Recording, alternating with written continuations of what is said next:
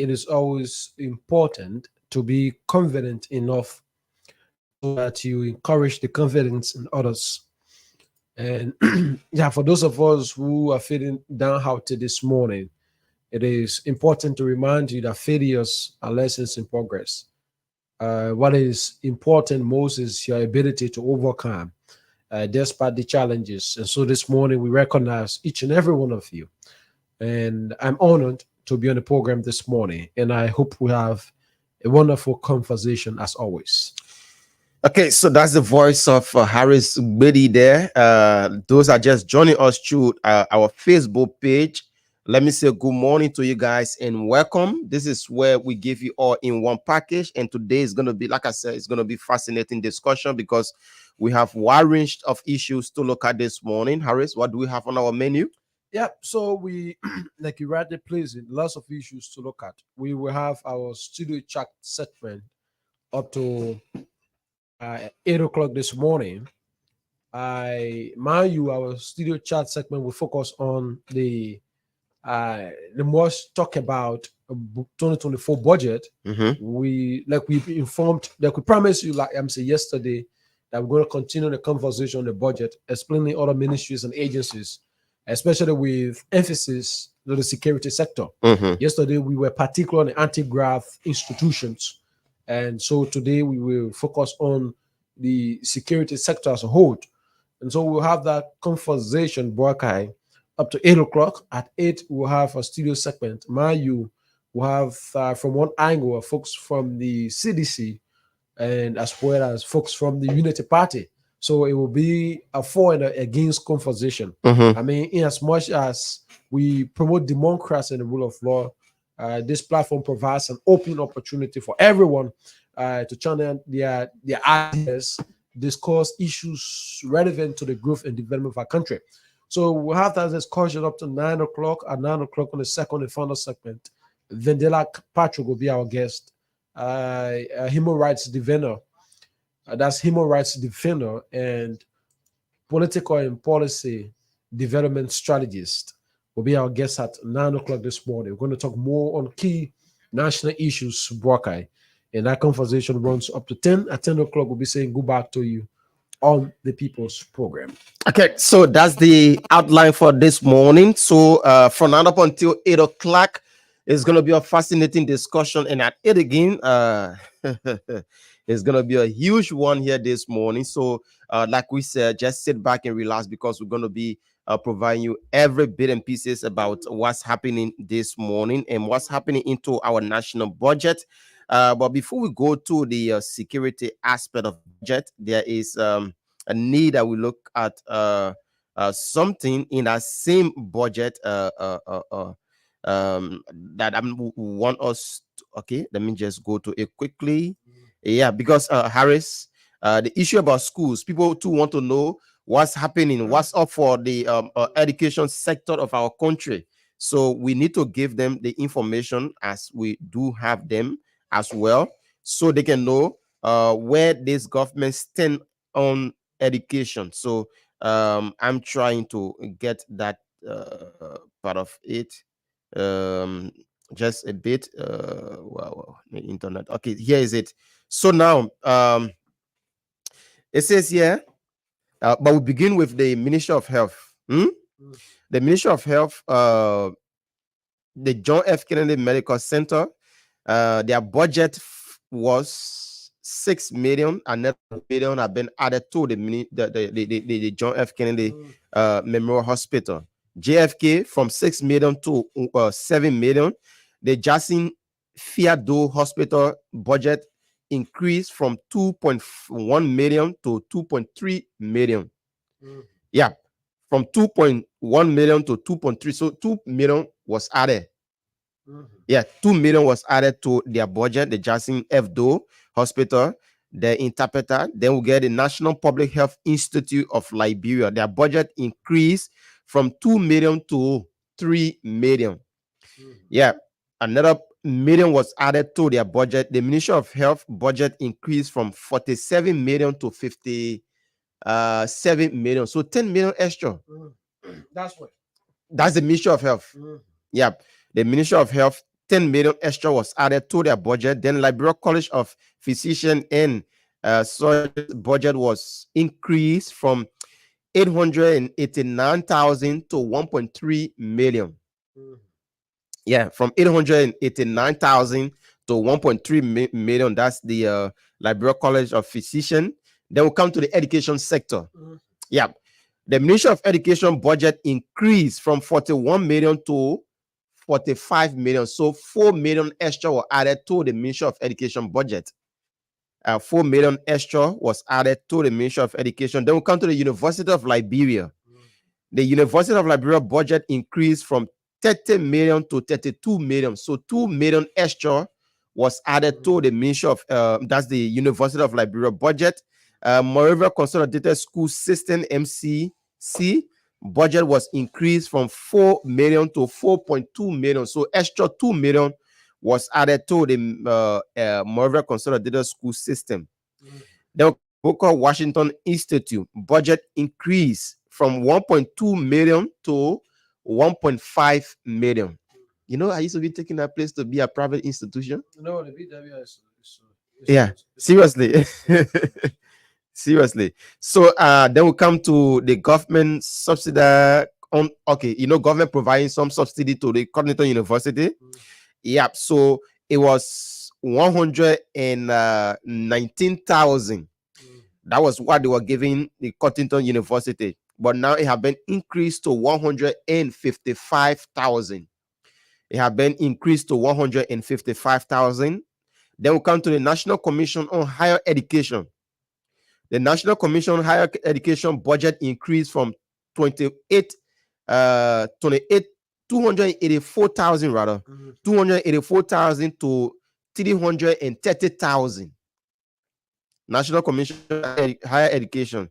Then we come to the William V.S. Tubman University budget. It increased from 5.4 million to 5.8 million. So extra 8 million was added to the William V.S. Tubman University.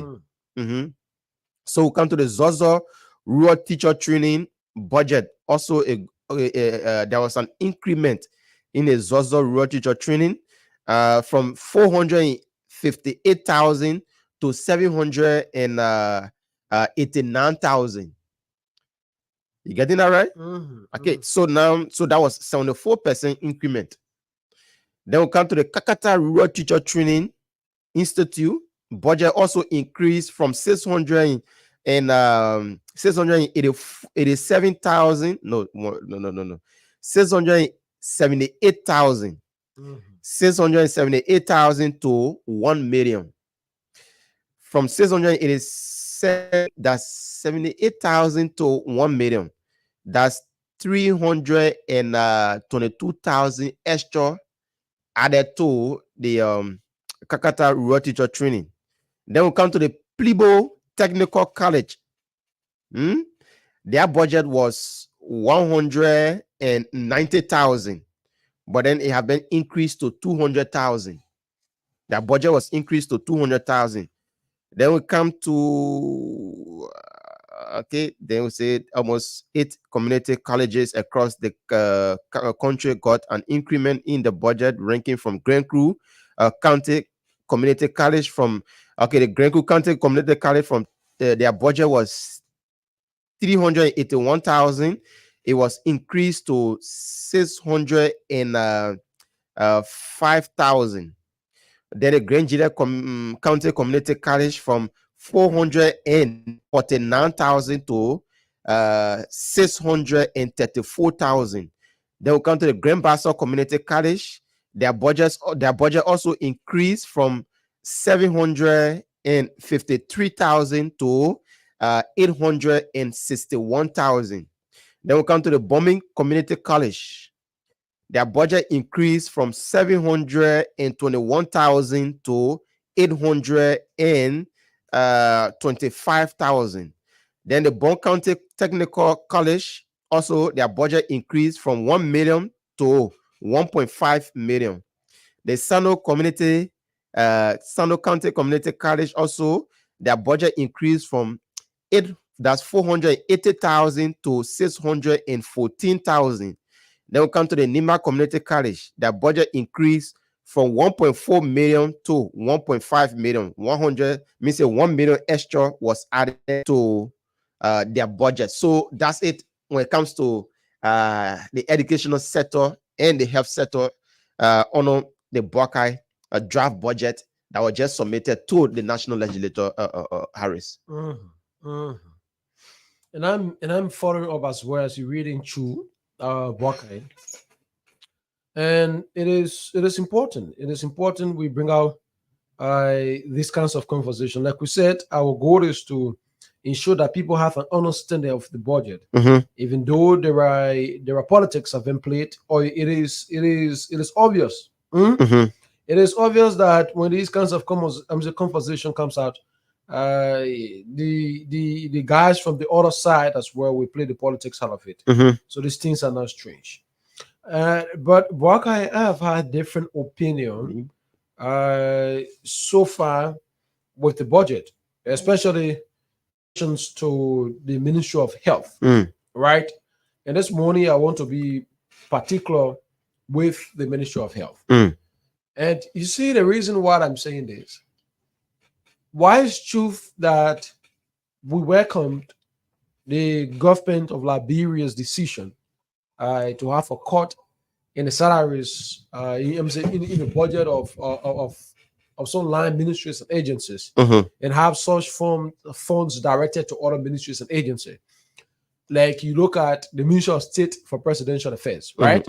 You look at the National Legislature and other government institutions that witnessed significant cut in their budget, and such funds were directed to other ministries and agencies. Like you look, for instance, the Ministry of Health, right? Their budget increased from some 50, from some 40, 43, 44,000 to as way as 57,000.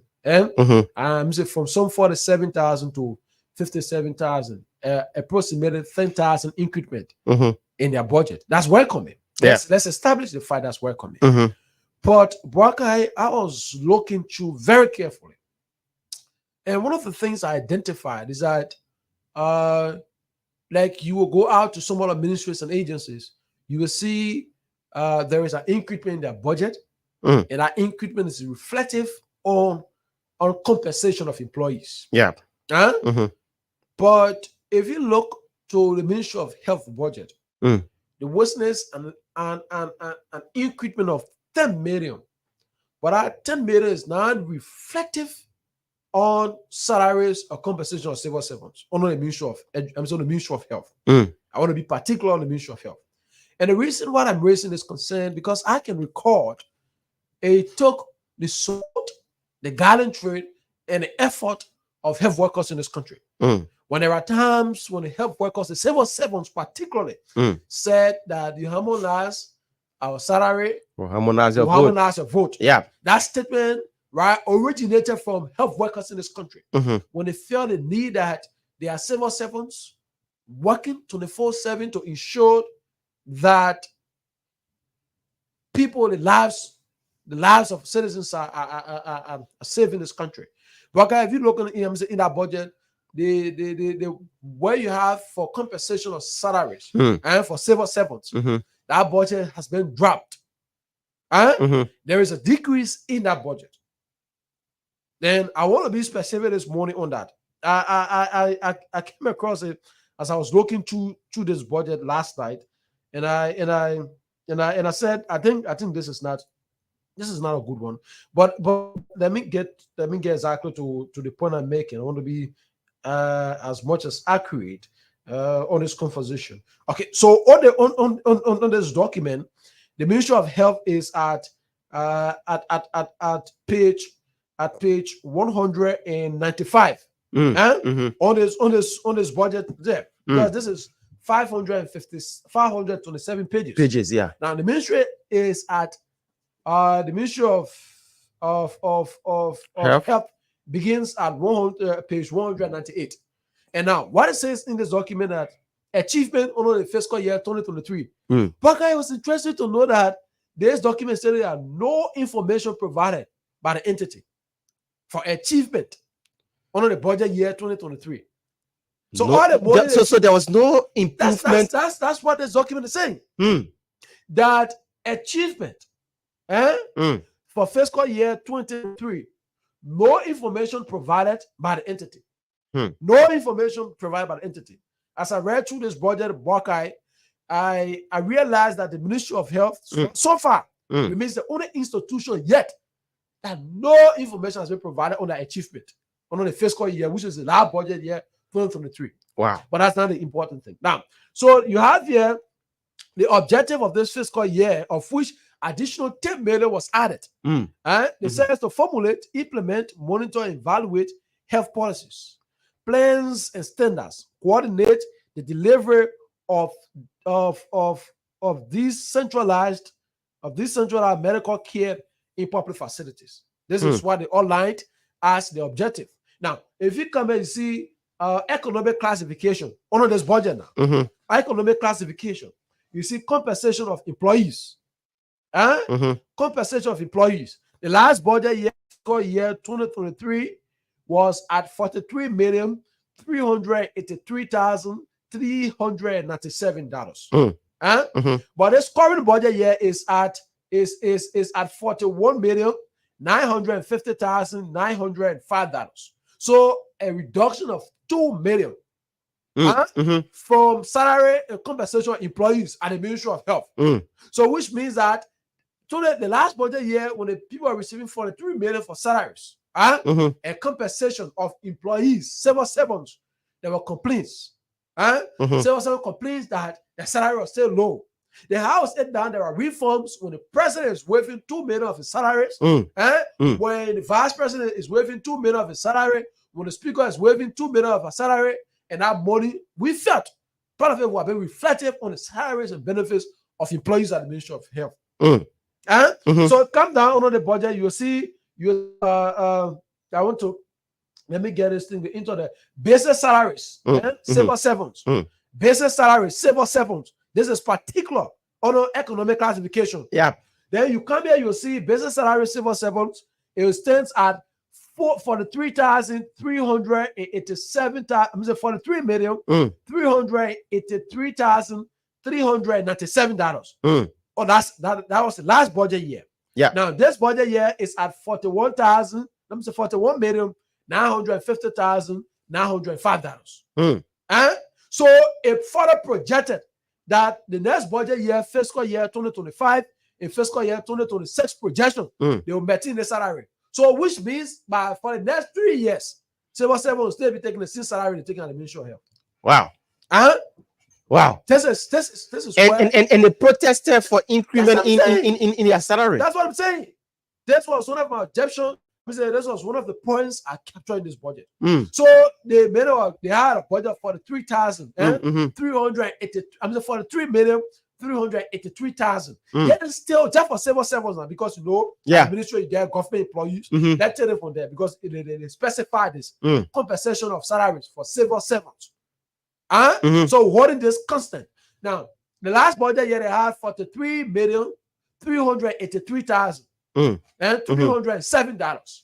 Even to that, it couldn't account for civil servants that are dedicated and determined in providing services to the Ministry of Health. And there were complaints in this place. We took our microphone at the Ministry of Health when people, employees of government, civil servants were making $50, $60, $70, for which they stood and they came up with the famous song that you harmonize our salary, we harmonize your vote. Civil servants have said they had justifiable cause for why the George Weah government should leave power. Now George Weah is out of the picture. Now the current government is projecting that why it's true, we have had additional 10 million in the budget at the Ministry of Health, but this 10 million is not reflected on salaries of civil servants. It further cut down the salary of civil servants at the Ministry of Health. So now what is happening is that the budget for the $3,383,000 it now dropped to $41,950,000. An additional over 1.5 million has been cut, or pretty close to 2 million has been wiped away from civil servant salaries. So which means there are possibilities that your salary will remain at that or you experience further cut. Yeah. That's what this thing is saying. Yeah, but so the 10 million was added. They further projected that in the next 3 years they will maintain the same salary. The further projection that 2025 budget year projection, 2026 budget year projection, they will maintain the same budget line for salary for civil servants. Again, that one, I mean, Braga is projection. Yeah. So there are possibilities that it could change or stay there. But we deal with this current status. Now, but if you check in this budget, the 10 million that they added is reflective also to goods and services. And to where is the use of goods and services? Yeah. There is an increment in that. So maybe you talk about the supply of equipment, right? Medicine and other medical, equipment at various hospitals and facilities as well is being increased in that. But where civil servants at the Ministry of Health, and particularly this one at the Ministry of Health, civil servants, the salary there is not reflective at all. So the 10 million addition, it has no impact on the civil servant salary at the Ministry of Health. Wow. I think they will have to re-look at that, especially with our health workers. Yeah. I think they would have to re-look at that because pretty soon we don't want to see our health workers all on the street. So Baka, this is you see use of goods and services on economic classification now. Yeah, that's the Ministry of Health. We're talking about the Ministry of Health there. Use of goods and services, right? The last budget year was at $2,092,692. Goods and services. Goods and services. Okay. For last budget year. This budget year is at $8,135,200. Wow. A whooping 6 million equipment. Okay, so let me just hold you there, Harris. So it means that we don't want to go to hospitals. People telling us, say, we're having drugs, we're having a needle, we're having this, we're having that. So that's why they increase goods and services.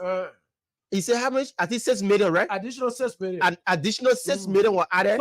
So yeah, the use of goods and services. Yeah, it talks about the foreign travel means, foreign travel, the daily substances, allowances. You talk about foreign travel, you talk about water and sewage, you talk about the laboratory consumables, drugs and medical consumables, vaccines and vaccination supplies, family planning supplies, workshops, conferences, symposiums, operational expenses, guard and security, vehicle insurances. I've been highlighted on use of goods and services. So let's look at drugs and medical consumables. Drugs and medical consumable. The last budget year it was at 1,400,000. So the next current budget year is at 4 million. So drugs, we don't want to go to hospitals. We start hearing drugs go across the road. So you see, but the point here is that even if you get 10 million for drugs, they say you cannot beautify the building and the people that are supposed to work, they're not satisfied. Not satisfied. No productivity will go on. Brother. Yeah, that's true. Because already the conversation, the opposition, right? Those on the other sides have been saying to our health workers that in your protester, in your campaign for the government to ensure that your salary will be out of. Where are you guys? Where is it? Right? Where are we? Is there any increment in your salary? I know a health worker that want to leave from the hospital, go home in his or her community and listen to this kind of conversation. Yeah. It further weakens them. It takes away a lot in terms of productivity. You can rule this out. Let's say you can buy the entire, the best of equipment and put it in our hospitals. When the civil servants, those that should be on the job, ensuring deliverables, stay still in our medicine and go set it up. Yeah, of course. The same thing will happen. Of course. Because the people, let's say they may have 43 million for salary already, they were not satisfied. Then the salary being cut by additional 2 million. You think they'll be satisfied? Then you get 6, 7 million, 8 million. But I see goods and services money they will take and be using because they are not satisfied. They are not satisfied. They are not satisfied. Okay. We try to break down everything in this budget for you to understand it. At the Ministry of Education. Also. Yeah, the Ministry of Education. We move from health now. We go over. I listed everything. There are a lot of increment for schools and university across the country. You listen to it when I was reading them, but we have to go in depth.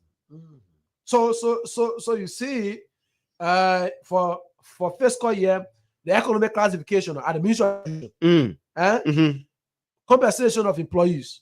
The last budget year was at 37,561,604 dollars. This current budget year is at 37,959,399 dollars. So an increment over 300,000 in civil salaries. So at the Ministry of Education, but a drop at the Ministry of Health. A drop at the Ministry of Health. Then and it popped up small at the Ministry of Education. You understand? I don't know those that did a budget. I don't know why they think it, because health workers, teachers, health workers and teachers are people that you shouldn't play with. Basic salary in this country. Basic salary civil service. It was at $37,561,604. Civil servant. Yeah. Civil servants under the Ministry of Education. Currently it stands at $37,959,399, and it's been projected in the next 3 budget years to come. They will maintain salary. So the Ministry of Education witnessed about 300,000 increment in terms of salaries. Sorry, civil servants. We are stressing this point because at the final analysis, you build a beautiful schools in this country when teachers are now, paid and sufficiently, adequately. Deliverables will be lacking. Corruption will still be visible in our schools. Corruption will still be visible in our schools. This is the point we are stressing on this conversation. We are saying that, listen, you cannot have 10 million increment in a ministry. Then say what's salary. Now they stay the same. Nothing shaking. Nothing shaking. Let's be logical on this conversation.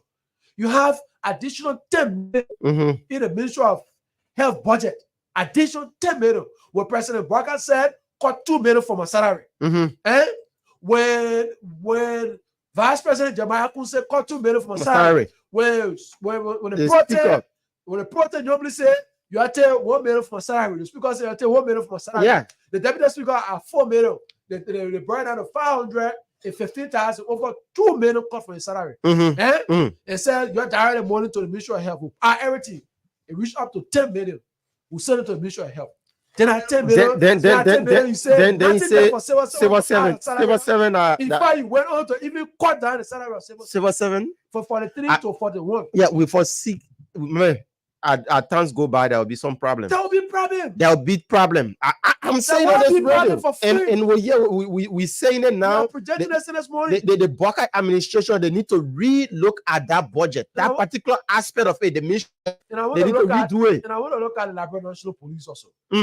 As we move along back, I want to learn at the Liberia National Police. These are areas you have people have worked for years and lives and are improving this country. Yeah. They gave out. I'm saying. They deliver services to this country. They put in they work 24/7 from Monday to Monday. They work in this country. And health workers don't have day off in this country. They work from Monday to Monday. And you go out to your hospitals every day. They make sure that the people, our schools, our teachers, they stay in the classroom from morning till night. These are people we need to give priorities in this country. They are the ones that are on the rain, the sun, ensuring that Joe Biden can become president in this country. Thankfully, he's president. And I think that anything with there's increment should reflect in their lives. But let me get to it. I want to bring on the Liberia National Police Buckeye. So folks, we like we said, we're talking the budget this morning. Things are happening where there was increment, where there was a little cut in. We're trying to bring it up to you, everything bit and pieces, because we don't want to be here and later on people start protesting. They say, oh, why people are protesting? These are the things that we need to raise awareness on as soon as possible. The Ministry of Health, there should be something done about their budget. We don't want our health workers going on a rampage. We don't want that. So it's soon for us to say it so the government can look at it and see the need to do something quickly and soon. So we want to throw light on the Ministry of that's the Liberian National Police and the Armed Forces of Liberia also. I think there was a little increment in the Armed Forces budget. Yeah, we want to get there. I want to get right there. 156 is at page 156. The security sector is at page 156. Oh my word, this document is bulky, so you will bear with me a bit. Okay, all right. I think I'm there. 157, 156. We begin with the security and the rule of law. Okay, we have security and rule of law sector, judiciary, Ministry of National Defense. Let us go at the Ministry of National Defense, Buakai. Yeah, Ministry of National Defense. Let's look at the Ministry of National Defense also. These are areas we are so particular about this morning. Let's get at the Ministry of National Defense on my word. Ministry of Justice, on the Ministry of Justice, get compensation. Okay, all right. My word. Okay, so Harris is trying to pull that out. This is a very bulky document. Yeah, it's a huge document. So I learned it at the Liberian National Police. The Liberian National Police. The Liberian National Police. The Liberian National Police. Economic action. Liberian National Police. Compensation of employees. This is because everything has code. 0100 under the budget is the Liberian National Police. Then you get economic classification. Then you get compensation of employees at number 21. The last budget year. The last budget year, it was at $15,178,504. The current budget year is at $15,562,380. So we witness an increment of about 300,000 at the Liberian National Police in terms of salaries and compensation of civil servants. All right. So we flip on from the Liberian National Police. The police, there was an increment. So we move on to salaries now. Yeah, increment. Yeah. I don't know. Probably it's only the Ministry of Health that is experiencing. That's what I'm saying. For now, what we have seen. Let's look at the Armed Forces of Liberia. Yeah. The Armed Forces of Liberia is at economic classification. The Armed Forces of Liberia. Compensation of employees. The last budget year, it was at $10,008,706. The current budget year is at $8,706. They're not touching. They're not adding. The Armed Forces of Liberia. I mean, in terms of salary now. Yeah. If you look at the total budget, there will be increment because they get other services and goods. Yeah. Let me say use of goods and services. So don't get it confused here now. We look at the salary structure, the salary component of the budget. But if all of the ministries according, when you go look there, you'll see increment in their budget, but just salary we're looking at now. But for the salary, that's why we focus. So there was no increment at the Ministry of, at the Armed Forces of Liberia. It remained the same. It remained the same from 2023. They touch it, they cost, then take us. Yeah. Let's look at the NSA. Let's just to look at the NSA. The NSA was at the last budget year was at $989,101. The last budget year.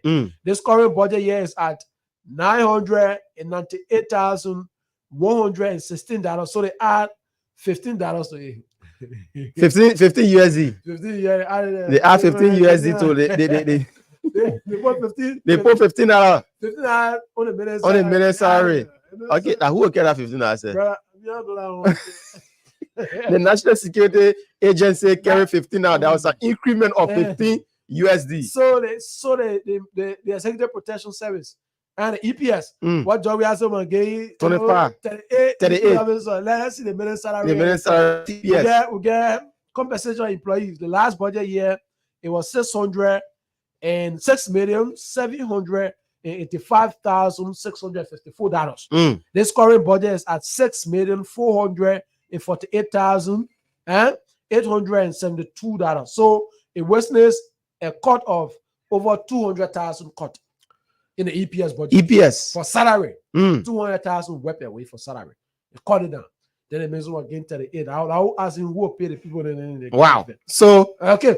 So that's it. EPS EPS, there was a little cut in their budget because they said they made plenty and they're not doing nothing there. They're just passing all around. So call that salary from EPS. Again, Buckeye, right? I don't want to take away this conversation.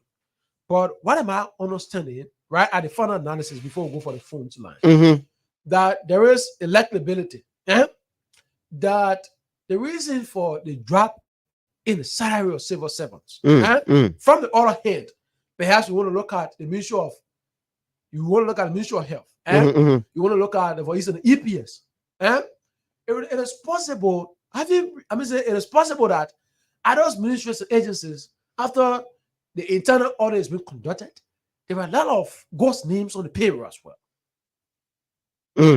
Yeah. You want to understand what Yeah. There was a lot of ghost names on the payroll that reflects the equipment, the salary at the time. But now, so therefore, it's on the EPS. There was a lot of ghost names. Okay, we have to. And 99,000. Yeah. It's been dropped to 400. I understand. 300. So perhaps there's an internal audit being conducted at the Ministry of Health too. At the Ministry of Health, and we saw that a lot of ghost names on the payroll, and because of that, when these ghost names have been wiped away, obviously the liability of the ministry in terms of salaries will drop. Yeah, I don't want you to look at. I beg you. I want you to do me a favor. I want you to check for Liberia Water and Sewer Corporation. Okay, that's a very good one. Yeah, Liberia Water and Sewer Corporation, because they said they have extra 100 and some more pressing added on the payroll at the water and sewer. That's our water and sewer. Yeah. Before we get to the phone lines, before we take calls. So folks, we'll open the phone lines, but we want to get water and sewer. You will call us on 0778. Okay. So water and sewer is at National Water and National Water Sanitation and Hygiene Commission. Is that? No, that's not it. Liberia Water and Sewer Corporation. Liberia Water and Sewer Corporation is at 300. Page 367. If you get your budget, go to me. Go at page 367. We're teaching. We're teaching you. We are if you get your budget, please go to me. I'm saying, please go at page 367. Page 367. I will get 3. I'm at 367. Page 367. If you are there, okay. So we begin. I'm at Liberia Water and Sewer Corporation. 367. Let's look at their achievement on the last budget year. They said they produce fuel and lubricants for water treatment plants operations, procured chemicals to treat raw water at the water treatment plant, paid arrears owed by LWSC to vendors. Over 20 employees of the Liberia Water and Sewer Corporation have been certificated by the Liberia Institute of Public Administration in customer service and marketing training. That's what the many achieved on 2023. And that's now a point. Here is it. Economic classification, compensation of employees. Compensation of employees. Compensation of employees. I'm saying there's no figure here. There is no figure here. Is that it? 2024 we're talking about, or 2023? The last budget year, compensation. The last budget year, compensation of employer LWSC was $1,000,000. Wow. $4,872. Wow. $1,004,872. Compensation for employees. Last budget at the LWSC. So this current budget year, there is no figure yet. I think they're still figuring out, in terms of salary. They are still doing an audit there at the Liberia Water and Sewer. So I'm saying here, for fiscal year 2024 budget for compensation employee is at 0. It's at 0. So that figure is at 0. Is it that they cash it out, or perhaps it's being stretched out? Perhaps and that's why we need to get. I'm trying how to get someone from the LWSC. Perhaps we need to have them on the conversation tomorrow. Yeah, probably tomorrow we'll bring somebody from the LWSC. I'm saying compensation employees at LWSC for this budget year.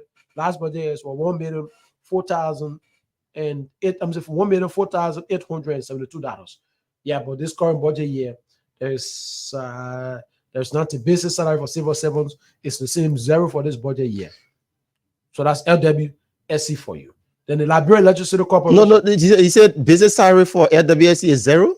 It's 0, Walker. It's 0. compensation of employee. Because if you go on the budget, you. But why is it not reflecting the budget? That's That's come here, they get three economic classifications of the budget. You get compensation employees, you get use of goods and services, and you get non-financial assets. The total of the budget. So the LWSC has a total budget, and the last budget year was at $4,870,097. This current budget is $4,529,926 for the LWS budget. So you get 108 use of goods and services. And this budget year now, use for goods and services is at $4,056,000 for use of goods and services. That's how it is. So there's nothing to be said about. Let's go to LEC. LEC, what they cry on electricity? At LEC, the economic classification, there is nothing yet to point to in terms of salaries. They just go to use of goods and services. From there, they go to non-financial assets. Okay, folks. So that's it. We went to course. We have 10 minutes up until 8 o'clock. So now the phone lines are open. You listen to us here on the platform. You can now call on 0778 665 699. Once again, 0778 665 699 or 0880 561 644. 0880 561 644. Let's go to the phone line and take our first caller here this morning. Good morning. Good morning. Your name is joining us from. Welcome to the Punch Breadfast show. My name is Isaac and I call from Maggie County. Welcome, Isaac. Yeah, listening to your conversation, but I didn't get the issue of Ministry of Education. So can you guys check that? We did Ministry of Education. Probably your Ministry of Education was an increment. And there was an increment in a salary at the Ministry of Education. We did it, but probably by that time you are not listening. Let's take another person here. Good morning. Good morning. Yeah, your name is joining us from. Yeah, my name is Tony Bros. I'm calling from the townships of Johnsonville. Welcome, Tony. Yeah, thank you, man. Thank you for the reading. Yeah, but I'm very, very surprised when you people were reading the budget on the Ministry of Education. Yeah, because I have friends within our ministry. I have over 7 friends within our ministry. This going election, the main reason they voted was their salary was hammerla. But through the reading, I'm surprised. There's no increasement in salary. Wow, I'm very disappointed. After I know 7 persons within our ministry, they voted against former president. We are because their salary was hammerla. And you people are telling me there's no increasement in salary. At the Ministry of Education, was that a little that's No. Hello, my brother. There's an increment at the Ministry of Education. Where we don't have an increment is at the Ministry of Health. The Ministry of Health. Yeah, the Ministry of Health are discussing stuff for the Ministry of Health. Okay, all right. Yeah, because most people in Ministry of Health, you know, they voted based on reason. They voted against we are because their salary are hammered out. Then Ministry of Health. There's no increasement. That's my data. Okay, my brother. Thank you so much. We'll take some more calls. 0778 665 699 0778 665 699. But remember now, there were a lot of ghost name on the payroll. So probably want to take the ghost name from there. That's why you see some places there was no increment. Let's take this person here. Good morning. Good morning. Your name is joining us from. My name is Eugene Derry Perry, calling from Nizu, Chikotan. Welcome, Eugene. Thank you very much. I just want to say that I think the president is still joking with the Ministry of Health issue because purposely we laid down our job for his business because we felt that our salaries were not encouraging. So if the president can come and then decrease our salary, then we think he's still joking. I think they just want to test the public attention, but he's still joking. I know that there will be increase. Okay. Thank you so much. You know that there will be an increment. 0778 665 699 0880 561 644 are the lines that you can call this morning and be a part of the Punch Breakfast show with Harris Brady and Abuaka Amara Kamara will sit here for you this morning, breaking down the budget for you as you want to understand it. 0775 That's 0778-665-699 or 0880-561-644. Keep your calls coming now and be a part of the discussion. We read for you, and we are breaking it down when it comes to salary.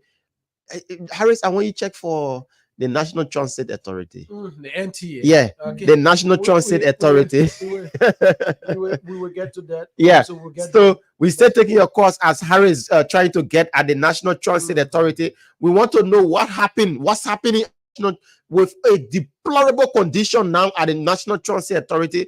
We want to know where they stand when it comes to budget and salary at the National Transit Authority. So your calls are important now. Bring them in 0778 665-699 or 0880-561-644. Once again, 0778 665-699 or 0880-561-644. Some people can be reading the number further while calling the studio so you can get it. So coming up shortly at 8 o'clock, we'll take our first set of guests here on the Punch Breadfast show on Punch 106.7. Okay, we mess up on our call. Keep them coming in this morning, but we want to let you guys know that Liberia national team, the Lone Star, won yesterday evening by 2-7. They missed 2-0. So we beat Djibouti. Person, good morning. Yeah, morning. I call from Bobo Island. What is your name? Moses Brown. Mr. Brown, welcome. Yeah, the topic you're discussing, the people who saying that the government never had percentage, they must know that the document was, the budget was made before the government take over. So they must not feel bad until next year. Let us see. Okay. So we are at the National Transit Authority. Yeah, we'll take that caller. Yeah, let's take this caller here, then we move to the Transit Authority. Good morning. Good morning. Yeah, your name, where joining us from? I'm Horace Samuel. I do join you from Lower Johnsonville, specifically Peace City community. Okay, welcome. Let me say thanks to you guys for the discussion this morning with regards to the budget. But then, let me say to many of my Liberian brothers and sisters who are into the public sector, with this budget being presented to the House, I don't think if Liberians should have problem with it right now, because look at the top. Joseph Baga himself is affected. If you were to look at the past budget, how much percent we was taking, the Ministry of State, and some other agency. He himself got affected in the process. He said, no, these are wasteful spending. If we must think about development, we need to cut off many, many things. Look at President, we are talking about 4-something million. But then he said, no, it needs to be reduced. The Ministry of State, were taking about 20 million. They said, no, that wasteful spending. Let's reduce it to 9 million. And there are other agencies that were taking what amount that there have been no proper accountability, we now saw no development going in the country. So this time around, our concern should be, let's see what he's going to do with the cut down in those agencies and budget, as well as going to be the way and aspiration of the ordinary Liberian in terms of infrastructure development, road connectivity, and what have you. So, but I'm hopeful that this particular government, with the idea of our president, good things are going to happen in this nation. So let's wait, let's be patient, man, and see what he does as president. Okay, let's take this person here. Good morning. Good morning. Your name is joining us from? My name is Mohammed Potatus Manova, and I call you from Old Road. Welcome, Mohammed.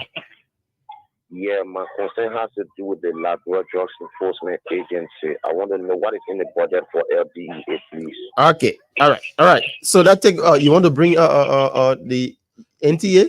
Yeah, the NTA has a budget of $1,885,093 dollars. The last budget year they had $1,508,325. So the witness about 200,000 equipment. Wow. That's for the NTA, the National Transit Authority. And we looked there for compensation of employees. Last budget year was at $1,422,877. This current budget year is at $1,485,000. $480,263. So it's about 30,000 increment in terms of salaries at the National Transit Authority. Our concerns now is what is happening with the Ministry of Health. But I'm concerned about the Ministry of Health.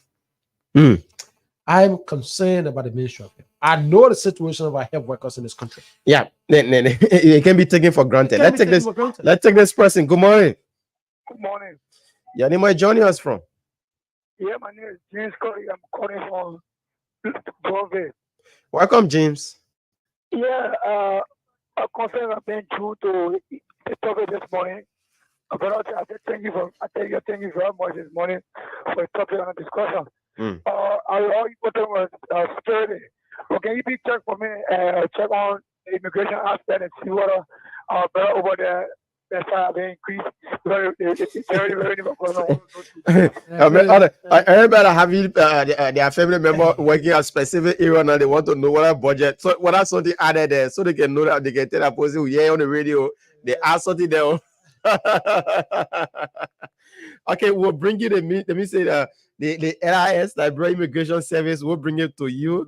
But come here shortly, we'll take our first set of guests this morning. Maurice Moses Mongai is already here. He will be joining us this morning, and we hope the other guy can come in from the CDC angle so we can have a very lengthy discussion on national government. So we take two more calls on 0778 665 699, 0778 665 699, or 0880 561 644.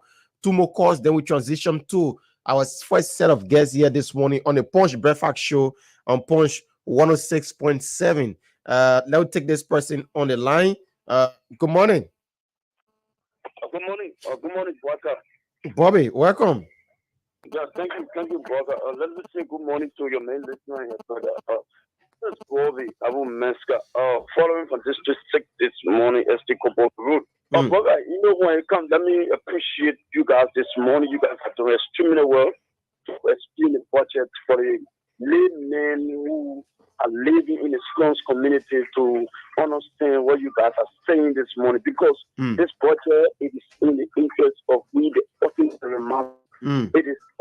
I don't want people to think to put a green but honorable brother reduce the ministry budget, Ministry of Education or Ministry of Health or Ministry of State. You should look at the implementation. What honorable brother have reduced? As per 4 million, he reduced his own to 2 million. So it is a simple trying to tell some of us that it is done that Liberia themselves, they are coming to benefit from their budget. The reason being, see some area have not been increased, some entity, because we all are aware that they conducting an audit in the sector. There must be an audit in the sector because we are aware that a lot of ghost names, people who are dancing, nothing, they are still taking pay, who are the opportunities, they are still taking pay. So they have to clean all this, these people before they start to increase the Ministry of Health salary. So my brother, you don't worry, people are in the country. So the poor they should keep their finger crossed, eh? Keep a finger crossed, my brother. This is the best government ever in history. All right, thank you so much. Okay, all right, thank you. We take our last caller, then we transition here. Good morning. Good morning. Yeah, your name, where you joining us from? For your federation this morning, and thank God for you guys to be able to understand about the government and function will come to salary. Well, for the past, government people say they have more salary, but however, we are seeing children and we not see nothing ever. Even when it comes to pay, even when it comes to people increasement in employment, not see really. We are yamming for job. We are yamming for good things for Liberia. We are just looking, say the new moon has come up.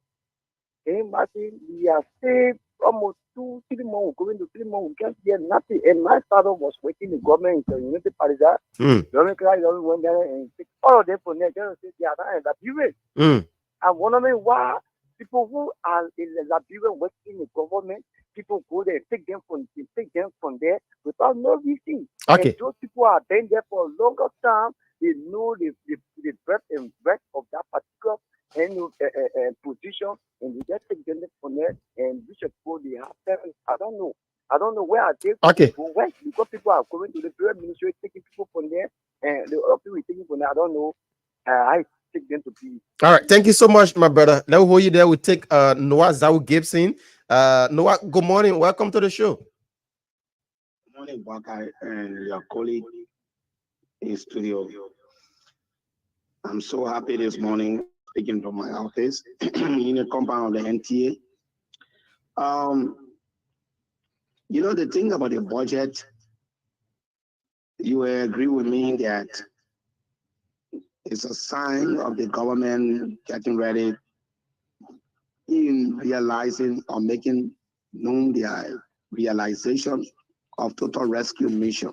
When you see the legislature budget being reduced to almost half, from 67 million to 38 million, and you see President Baka cutting a budget by 50%, from 4.4 million to 2.2 million, meaning another 2.2 million were taken away. And you see Youngly from 4 million to 1.2 million. I mean, it tells you that the Liberian people are about to get what they really voted for. And I've asked to them, this government is not a perfect government. There will be some mistakes along the way. One of the mistakes are made, you're not satisfied with them, flag them, and we will correct them. But do not allow opponents to capitalize on the mistakes to incite you against your own government, to make it look like your government is not doing anything, so we can find the wrong people in power here again to destroy things.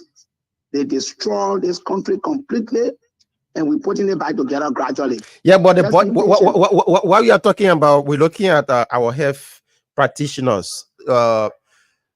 There's nothing other the on their salary rather. No, but it's a step by step. The first thing is the health ministry budget had been increased from 64 million to 75 million.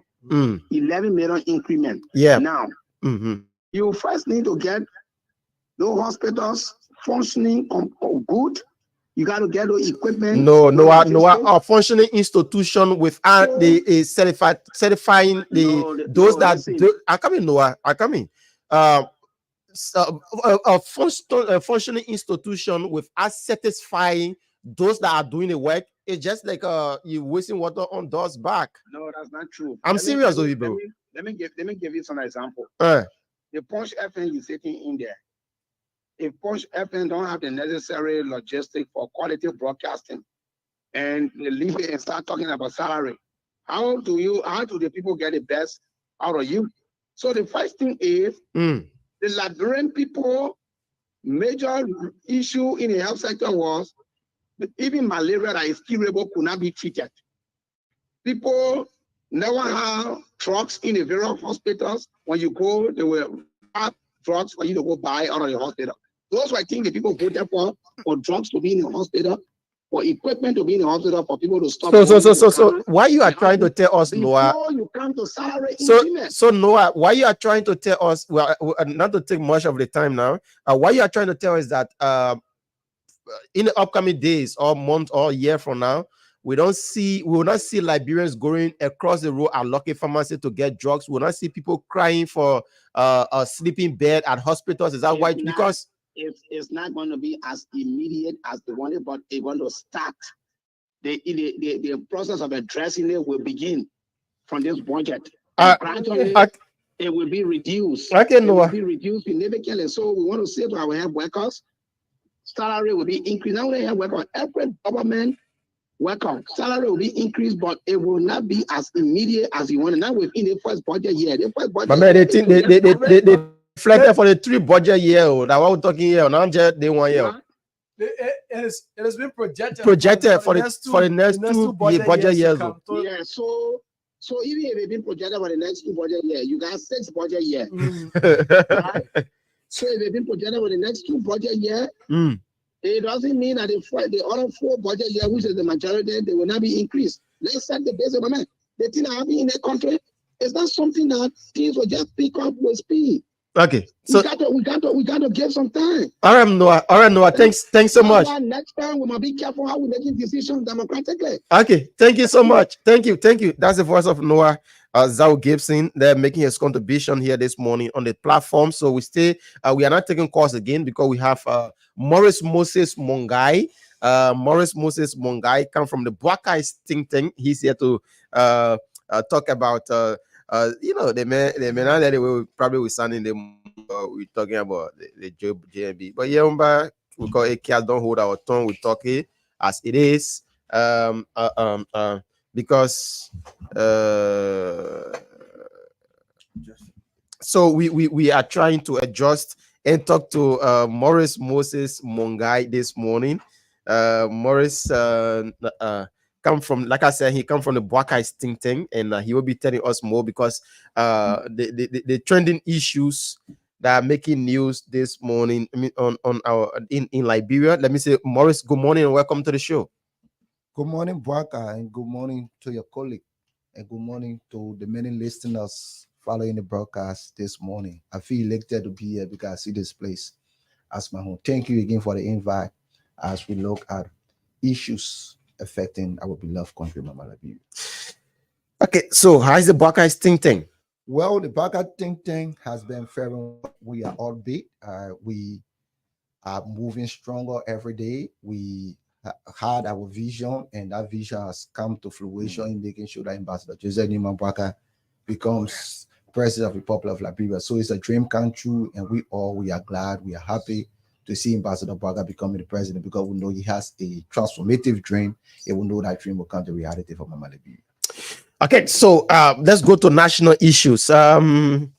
We were here the last time, and we talked about we show light on the happenings there at that's the NASCOP, National Social Security and Welfare Corporation. Yeah, I disagree, and we went back and forth. But this morning, I'm reading on social media a letter. I don't know if it is confirmed. I'm reading a letter here dated March 11, 2024. They say, Madam, that's Communal Sifos Yek, Morovia, Liberia. Dear Madam, you are hereby relieved of your post with immediate effect as Deputy Director Deputy Director General of the National Social Security and Welfare Corporation, NASCOP, in for insubordination and total disrespect to the office of the President of the Republic of Liberia. We want to thank you for your service to the corporation. Kind regards, sincerely yours, Joseph Newman Buakai. I don't know, how authentic is this letter?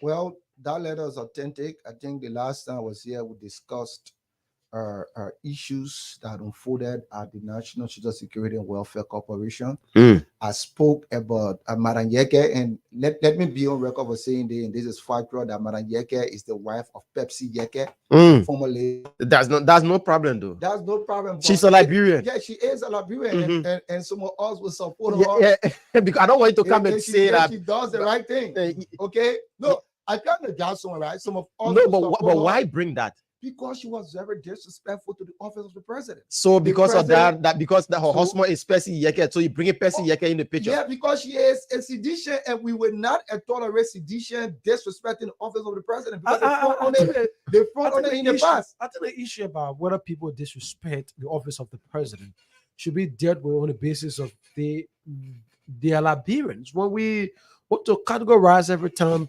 people based on what this president is a sedition, then I don't know why we're here. That's not my point. We have several persons in this country that have been disagreeing with the president. They are working in the public service. We don't have any problem with them because that is normal. But you cannot be heading, an administrative area in government, and then the president sends a communication to you and you disrespect that communication, refuse to take the communication, that for me, I see her being gross insubordination. So for her, she was very disrespectful. Her attitude was unbecoming. She shouldn't have done what she did. Like I said, she should have taken the communication, report the communication to her, but then thereafter the boss will make a determination. But you cannot refuse a communication sent from the office of the president under the signature of the president. But me, that's why I disagree with her. I'm not against her because she's a Liberian. More especially, you are also aware that JBL is appointing people who fully supported CDC in this government. So JBL is not going after sedition. If JBL was going after sedition, the amount of seditions, visibly seen seditions that JBL has employed, I mean, they were not going to be employed because they are associated with CDC or they are sedition. But JMB is for all Liberians, like he said. He will continue to work for all Liberians. The government is the government of all Liberians, but he would not tolerate disrespect for anyone. That he would not tolerate. So you appreciating dismissing this lady? Oh yes, I appreciate dismissing her. She was not dismissed on the basis because she's a civilian. Did she do anything wrong? Yes, she did something wrong. But she was just from my understanding, she was just trying to follow the referral procedure. Yeah, she was just trying to follow the referral procedure. Let me be realistic. Yeah, I worked in public service since 2009. If my boss man sends me receive the communication, read the communication, look at the content of the communication. If I see that the communication goes against certain procedure or regulation, but duty is to carry up, to another level. So all the lady should have done was to take the communication, report the communication to her boss, deal with from Boma, after which the boss are going to take it up with the president. Okay, there are several presidents. The president, appointed to 10 position. Later on, the president put hold on to all of those things are paying investigation. So it's not about being in a 10 position. Okay, if the president violates any law for me, I will come upright and say, yeah, the president violated these laws. But as it says, the president violated no law, Dewey has been sick, Dewey has been away. The president sent someone there to be officer in charge of the institution. But she refused on the basis that she doesn't have any respect for the president. For us, we see that's how I see it. She doesn't have that's any how respect. you see it. That's the reality. Morris, that's the reality. Why it's true that we discussed this issue and we will not sit on this conversation to dignify persons that disrespect the office of the president. Certain. But it is important to register that the president will have considered the channel, the medium in which and the basis on which grounds that Madam Yeke rejected the communication. Now, this exactly has been my point. The letter reflected a decision that in the absence of Dewey Van Bommels, the institution needed someone to be the acting in his capacity. Now, Madam Yeke will have considered that President Barker will have directed the communication, informed Dewey Van Bommels of his decision. Then Dewey Van Bommels will have communicated to the team at NASCOP that this is. No, I disagree. Let him conclude. That Dewey Van Bommels will have communicated to NASCOP and the entire management there that this is a decision reached by the Liberian government, and I'm subject to accepting.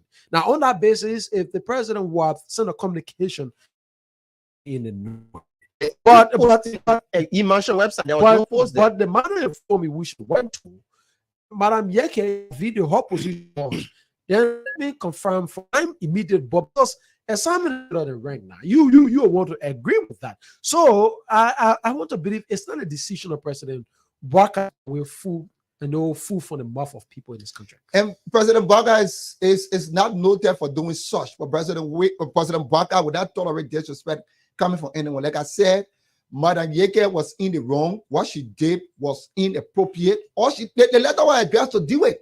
She is the acting, a person in charge of NASCO. The letter was addressed to her. The letter says that this man, Councillor Cannon was just the officer in charge. All he needed to have done was to receive the letter. Send the letter was under the signature of the president. More besides, the letter, those who carry the letter, those are reputable people in government. Those are reputable people. You had two senators. You had the certain minister of commerce. Okay, those were reputable people that took the letter. You even had the chairman for Freeport and the national chairman of the Unity Party. Those are reputable people that would not go in public and go and lie. That letter was sent by the office of the president. All Madam Yeke needed to have done was to receive the letter and then act accordingly to refer the letter to her boss. Since she's not the boss, she have referred the letter to Dewey from Boma that the office of the president sent a communication. What can we do about this communication? But for her to refuse the communication and say that she will only listen to Dewey from Boma and not the office of the president, I see that as an affront to the office of the president. She was disrespectful and assault the president acted appropriately. What other actions was the president what more action?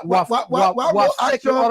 What more action? What more action can the office of the president take for perhaps she could be suspended? No, what more action can the president be take? Suspended, Boris. The president felt that the appropriate thing to have done was to have a relief for office. You want to consider there's a president for everyone. He's the president for everyone. That's why he appointed sedition. Oh, wait, I can say that. Are you considering the gravity of the president's action towards our families as well? No, but I mean, it doesn't matter as a sense. It matters. It matters more. It doesn't matter as a sense. You cannot disrespect the office of the president that from a minor. You cannot disrespect the office of her action was disrespectful. The disrespect of the president. Established. The president acted appropriately. Don't you disrespect the president? Established. Yes. So the president acted appropriately, but it's missing her because such a woman, she believes that she will not take any instruction from the office of the president. How can such a president working an entity that the president covers? She cannot work the entity that the president covers. So as such, the president thought it was to relieve her opposition. Perhaps she could be suspended for time indefinite. The president did not see it that way. The president did not see it that way. The president felt that the most appropriate thing to have done was to make sure that she relieved her power. And I think he did extremely well. He acted appropriately. Are you confident that? Are you confident that other leaders in various government ministries and agencies, and even those from your United Party, in an event, they tend to put on such a push that President Boakai will muster the courage to do the same? Oh, obviously, President. Look, other people challenge President Boakai's decision. President Boakai appointed people at the Tiako. He appointed people at the commission. Those people thought it appropriate to go to the court, and they are seeking redress to the court. Okay, that the best thing you should have done. If you feel that the president is acting appropriately, all you need to do is to go the follow step. Those people use the court, but for her, she refused the communication. She feels that she law unto herself and not law to the president. And this country is run by laws and not men. So the president acted appropriately. She have taken the communication due. She have taken unnecessary steps in making sure. Guys, let's transition. Because Morris, we will be here to the whole day. Morris will keep defending the president's action. The president. Okay, so the last time that's the Coalition for Democratic Change, they had a press conference. I guess you follow some of the things they say. They frown on how the issue about the asset recovery, and people that are appointed to sell positions, they feel that they will be targeted because those guys got involved politically during the elections and they have been placed as a sell position. Boakai, let me be on record for saying this. President Boakai that I know, President Boakai will not wish on anyone in this country. Yeah, but those he placed at a position, they could do. Boakai, nobody is going to use anyone in this country as a conveyor belt. No, it's not possible. If I work in the CDC-led government, I know that I have done nothing wrong. If the asset recovery team calls me, I will go there and exonerate myself. But if the asset recovery team feels that I've done something wrong and they feel that they have all tangible evidence, the net alternative is to keep me in the court. I will defend myself in court. So that statement that came from Jefferson Koji was premature. It was inappropriate. It lacks all basis of a former leader, and as such, I think Jefferson Koji is taking this government for granted. And we want to tell Jefferson Koji, we want to be on record for telling Jefferson Koji, as the national chairman of the Boakai contingent, we want to be on record for Jefferson Koji that he's a certified joker. This government is not going to joke with what the president said. I executive all of that. Be nobody that would joke with it. Okay, this is his statement. This is his statement. He said, we want to state here in categorical terms that Mr. Boakai must know that the Coalition for Democratic Change has instructed that any attempt for Mr. Boakai to violate the Constitution, he will be resisted with swift resistance. And one of such resistance is the asset recovery. It's nonsense, and none of our officials will submit to it. Tell Mr. Boakai we will take it to his doorstep. You know one thing. There's a voice of look at what you just read. That's why we have always told people, if high educated man is very dangerous to society. He is. There's a man that ends on BSc. BSc at the University of Liberia. This is a we all college know- graduate. we all know- We're Kuminadi. I mean, We're Kuminadi. My by the way. friend, That's added up. this is a college friend. graduate. Yeah. We all know how that man got that degree. How? That- Except we- you tell us. He is not representative of that degree he got. How? Education is application. Okay, let's go to the point.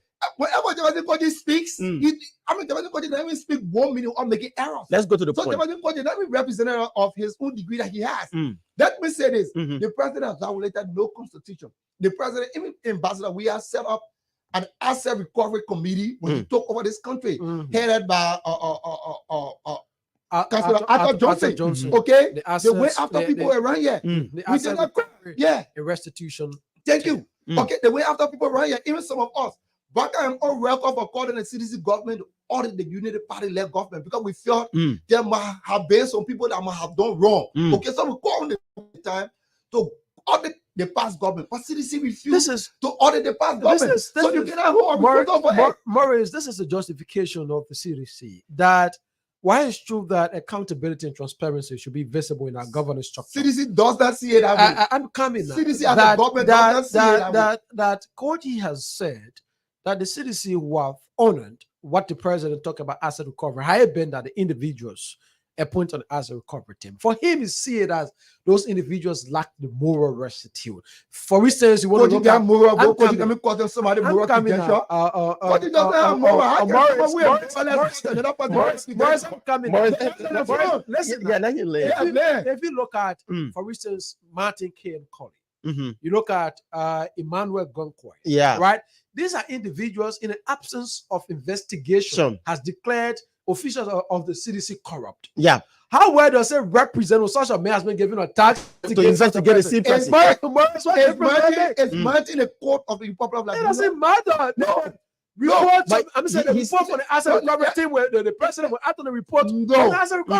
Wait. That's how it works. Okay. They will get on an investigation. They will report findings to the president through the Justice Ministry. The Justice Ministry will review all of the findings. They will do their own investigation. If they see it appropriate, they will take those persons to court. Joseph Bacanada go dumber and see civil property around. He does not have that power to do such thing. The only authority that has that power that will grant him such a power will be the court. So if those people feel that they have done nothing wrong, Banking doesn't matter in the case. How would it? Doesn't matter in the case. Morris, how would the asset recovery thing function? I'm thinking that it could be provided with a due process. That's how the asset recovery team will function. From that basis, that will be presented to the government, what the government will act upon. Yeah, but the government still have to carry the court. If, for instance, the asset recovery thing feels that I have done wrong, they will call me to a conference, right? They will investigate me. On the basis of that investigation, if they feel I have done wrong, then they will recommend to the president for prosecution. Yeah, and those that are investigating me are people that doesn't matter. No, there are people who are interest. Conflict of interest. Because that is a conflict of interest. A very brilliant way of asking me. This is a conflict of interest. You cannot have a man, right? Yeah. That in the absence of an investigation, have already in a due process, have preconceived that Baka is corrupt. Yeah. Then you gave such a man a task to go investigate Baka. What difference would that make investigation bring? Baka, maybe you are listening here, right? Yeah. We have something that we call public audit your public lifestyle. If I'm working for government, I'm earning just $200 every month. And then people see me riding flashy car, building mansions, all over the place, living a lavish lifestyle. Don't you think the code of public opinion people will believe that I'm corrupt?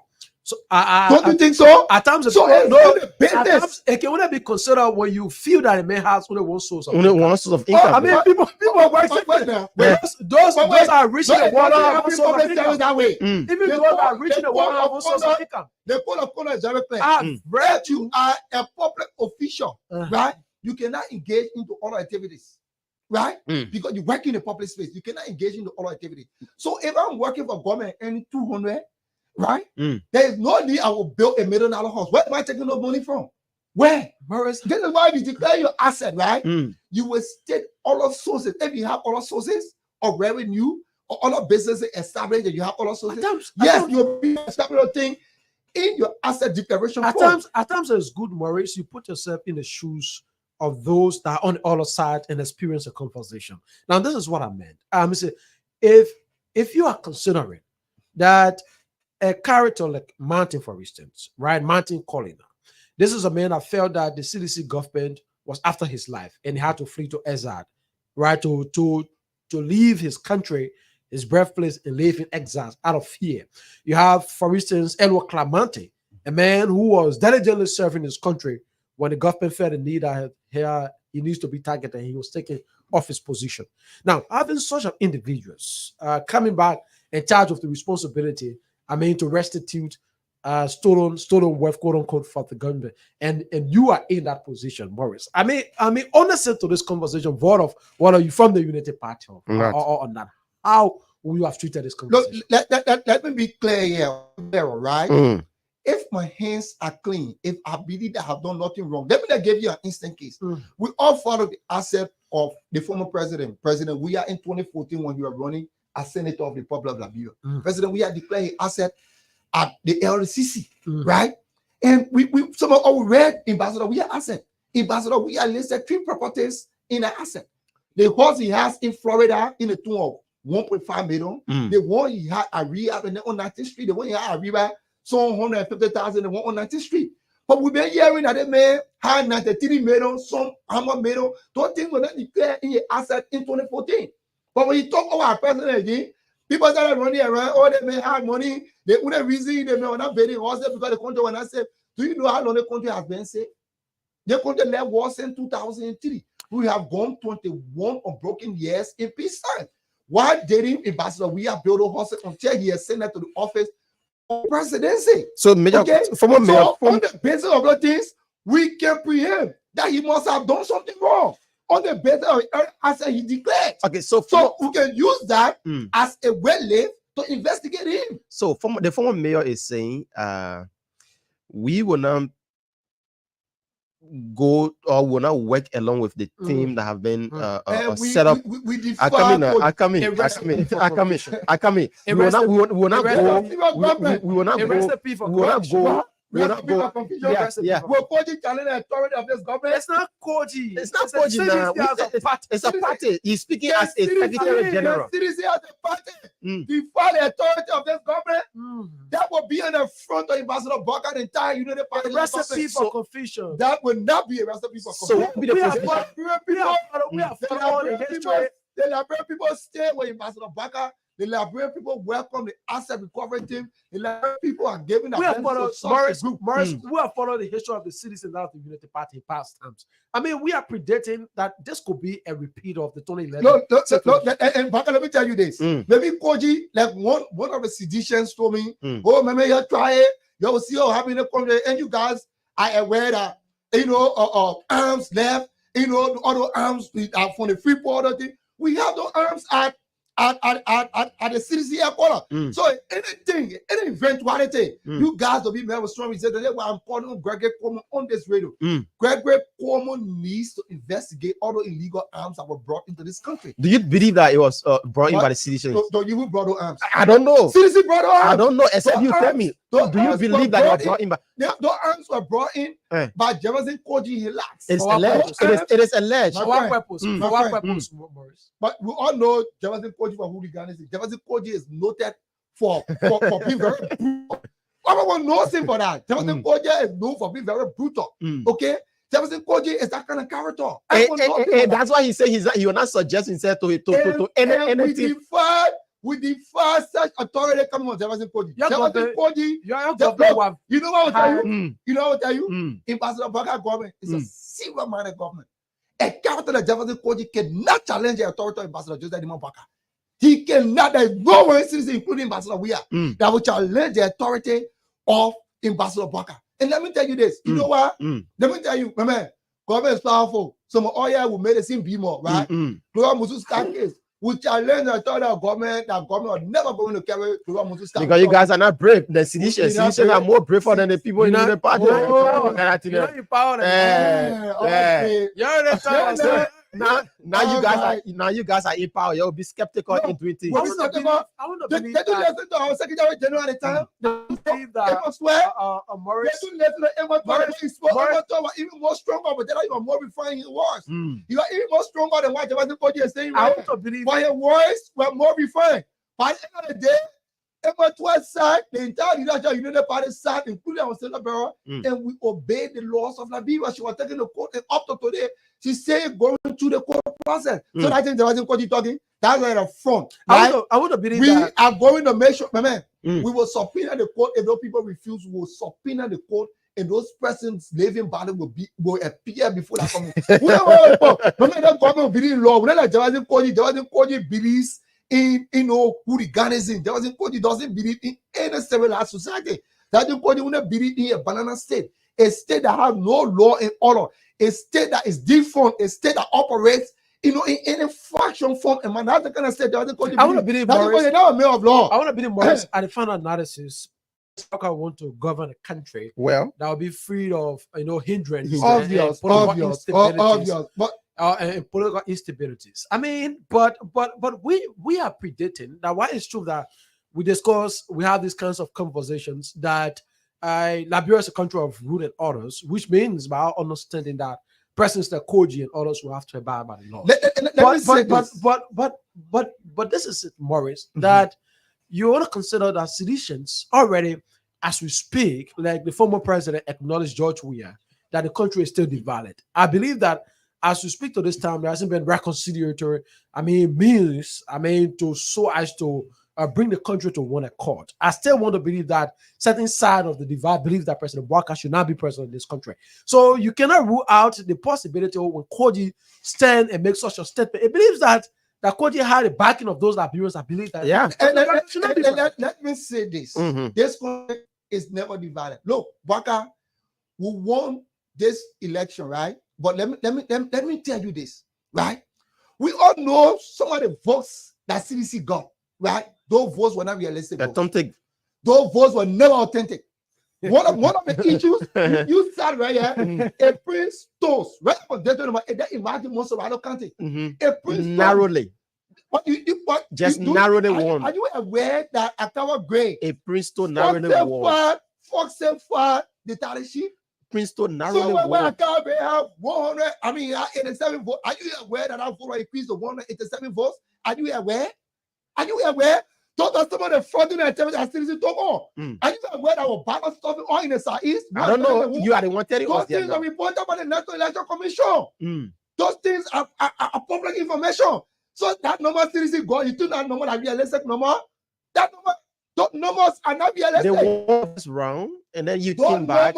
Those numbers. That's why that's why I told people in the United Party, we all should be grateful to Amara Mohamed Kone. He led a very strategic, quest that led up to the president. In the first one, I can tell you for free, our party was very lackadaisical. We never even have to watch on some of the centers. Since we have used that opportunity to have done even more harm to us. Okay? So in the second round, we touching all of the schools, we touching all of the boards, we have people positioned all of those areas. Okay, so seriously, all the way, even at that, they still when they manipulated number there are several centers in Green Crew that were quarantined because the amount of people that voted, there were amount of the people that registered. Those are the kind of fraudulent activity that Cody, we and Alex were carrying on. Yeah, these are the bottom numbers. But I can tell you, if the election was there free, fair, and transparent to the extent that everyone supposed it to be, who could have beaten CDC a very wide margin because they performed poorly.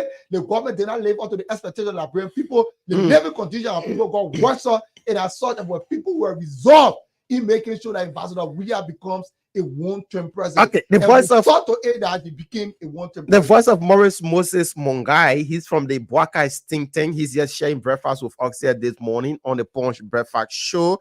We're talking national issues. Let's focus on the budget. How do you see the draft budget submitted by the executive to the legislature? I have seen the budget, and before I go to that, I like to say that I'm a student of economics, and I understand the numbers. I understand the budgetary process, and as such, I want to commend Ambassador Bwaka for cutting a lot of wastages in the budget and appropriating it to key sectors that will be able to transform the lives of the ordinary Liberian. while we're coming here, I listen to you people discussing, the health budget. It is, look, the national budget, it is a very delicate document, okay? And as such, that's why for us, our student of economics, we have studying economics as it relates to budget that we call comprehensive economic planning. When you are doing comprehensive economic planning, that means government is going to look at all sectors of the economy. Government has 103 spending entities, okay? And government is operating in the tune of little over 700 million or so, right? That means that government has to make sure that all of those areas are priority areas. All of the areas need money. If you were to ask the University Library today, how much they want to tell you that they want up to 50 million. But government does not have the fiscal space to give the University Library up to 50 million. So what government needs to do, government needs to look at all of the areas and make sure that everywhere gets something. Everywhere gets something. Chunk some money here, there, and yellow. This is why Ambassador Baka did. The first thing Ambassador Baka did, Ambassador Baka thought to call wastages to the government. That take for instance, look at the Ministry of State, a whopping 20 million. What Ambassador we are doing with such a huge money?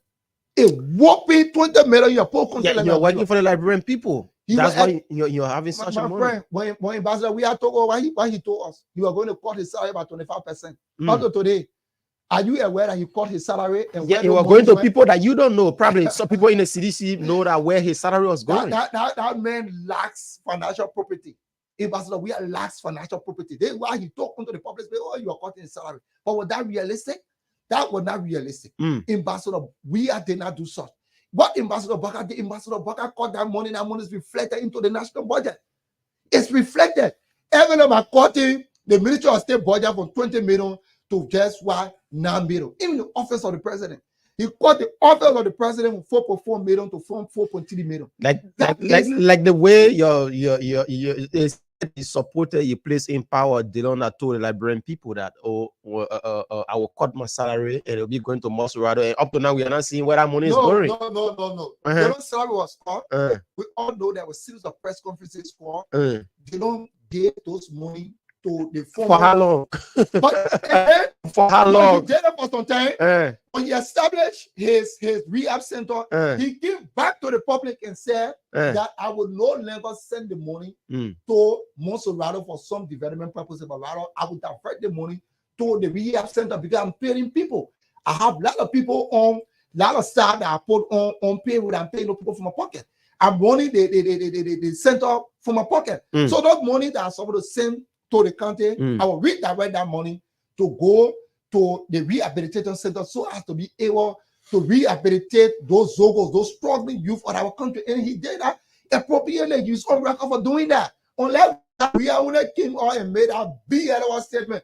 Oh yeah, I will cut my salary. Where the monies were going, we don't know. So JMB has adequately manifested the law for the Liberian people by cutting all of the wages. And he cut the wages, he sent the wages to key public sector, to key areas in government, okay? Like health, education, all of the public health institutions, the public health center. If you were to look at all of the numbers in the budget and compare it to the 2023 budget, you can know that there are increases in all of those areas. Morris, you will want to consider, as Barker mentioned towards the budget, that there are times in this country when we are embarked on the issue about constructing hospitals across this country. The conversation was that we cannot be building hospitals when our nurses are not paid adequately. How can those hospitals be functional and effective? That was the conversation at the time. And you could listen from every side. Join the fight, supported the rescue mission so as to ensure that President Boakai become president, because for them, they thought at the time that they were providing more in terms of services with less in terms of compensation. I mean, we were reading through the budget and we saw that the Ministry of Health budget has been increased by 10 million. But surprisingly, the 10 million increment does not reflect in terms of salary of civil servants at the Ministry of Health. But instead, it was even further deducted of health salary for civil servants from 43 million was deducted to somewhere around 41 million. How do you see that? I know that way are only flexible more and not flexible downward. I expect how well craving for increment in salary. Everyone wants increment in salary. I would say to you, I want increment in my salary. But it is appropriate right now for government to increase salary. Look, Baka, we are more than 5 million people in this country. We that work in a public relate to around 70,000. There are other people that need basic public infrastructure, like schools, hospital, roads, drugs. So government cannot take all the money and say, only we that work in public service, that we should be the one benefiting from the national cake. No. Let's look at all of the hospitals. This is why Ambassador Baka, what he first did, that 10 million has gone to key, health facilities in this country. Like you look at the JFK, President, we are in 2023, get a JFK 6 million. Ambassador Baka has added 1 million to take it to 7 million. If you look at Jackson Fiat, he getting 2.1 million. Ambassador Baka has taken it to 2.3 million. Look at Enfield, the National Public Institute of Liberia. If he had 2 million, he has taken it to $3 million. Okay, if you look at the Ministry of Health, like you said, from 47 million to 57 million, that's an increment of over 10 million. Yeah. Right? They call it a physician assistant. They have some 9,000. Ambassador Baka has increased that money to 1.3 million. What Ambassador Baka wants to do in the initial, but it's not reflected with salaries. That's the problem. It doesn't have to be reflected on salary because the people that's our concern. Civil servants are the one that taking the pay. They are the one that doing the job. Baka, let me ask you one simple question. Okay, so do we expect the 10 million for Ambassador Baka to take the 10 million and pay public health worker while the hospital lacks drugs and other basic equipment? I'm not saying that, but at least $1 million can be added. Listen, Baka, this is an argument, right? This is my argument.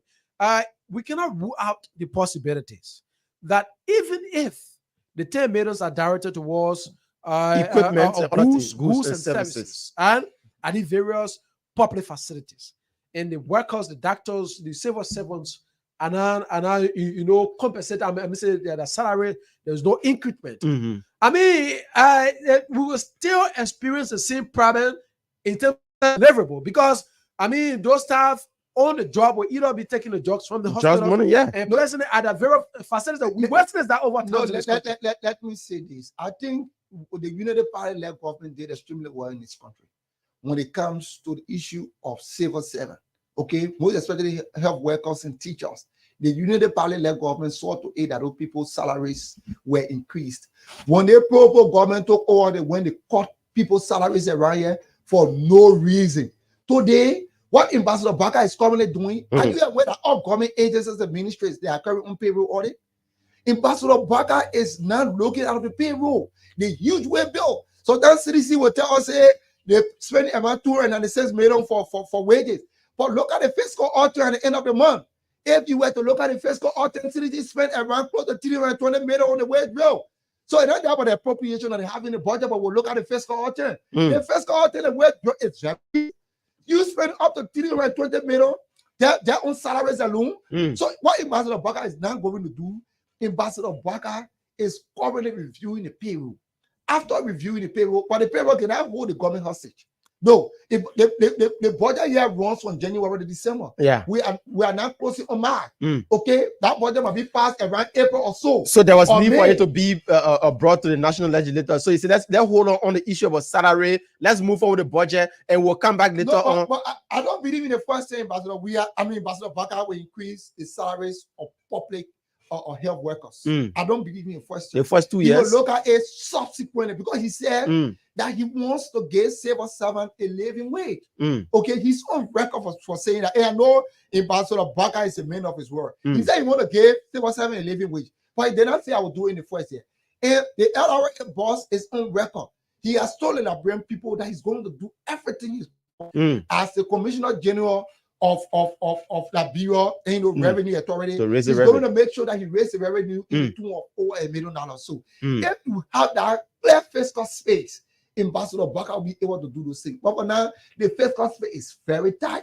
And as such, we cannot put our structure now on the issue of salaries. Okay, so that's we need more public sector investment than putting attention. Okay, so what the cost on 0778? That's 0778 665 0778 665 0880 561 644 0880 561 644. Maurice Moses Mongai is sharing breakfast with us this morning on the Punch Breadfast Show with Buaka Kamara and Harris Biddy. But let's look at the 100 days deliverable. We are drawing closer to the 100 days, and up to now we ain't seeing anything like moving equipment in the counties. Oh, Parker, no way. You know, in Barcelona, Parker, like I said, he's a man of the word. Whenever he speaks, whenever he says something, he lives up to it. Are there machines on the road now? I'm asking a very simple question. Are there machines on the road? We have machines. Okay, in Barcelona, Parker already started to do the work. What did he get the money from in hiring people to do work? Because that's a concern from Senator Nathaniel McGill. You know, if people are Nathaniel McGill, is he receiving gift now, the president? Why should the president violate the code of conduct? Because that I was going to ask you. No, he will not. He will not do. Where is he getting the money from to put the machines on the road? Are we not generating revenue?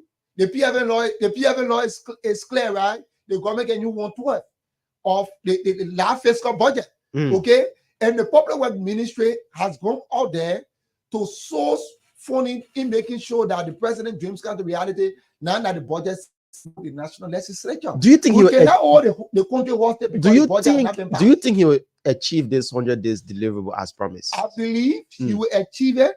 From the low far road will go to other counties, and more especially the southeastern road.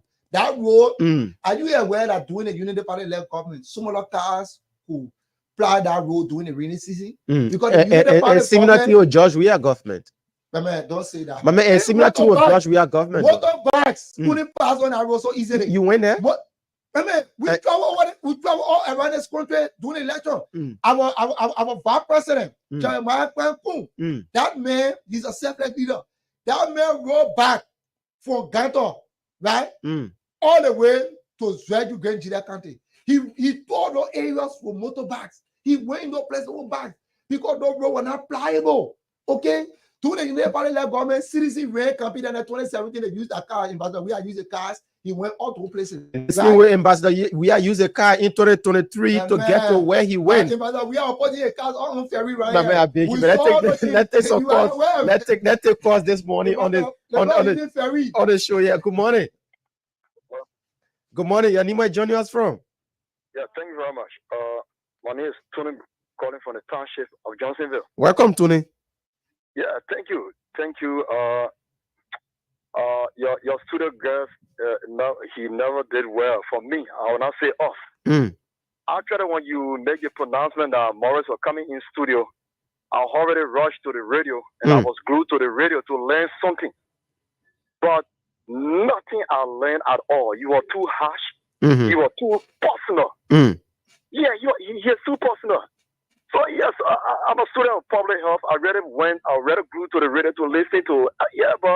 But I'm not getting anything from Morris. Yeah, thank you, man. Thank you. Okay. You're too personal. All right, thank you so much. We're still taking your call 0770. That's 0778. 0778 665 699 0778 665 699 0880 561 644 0880 561 644. Let's take this person here. Good morning.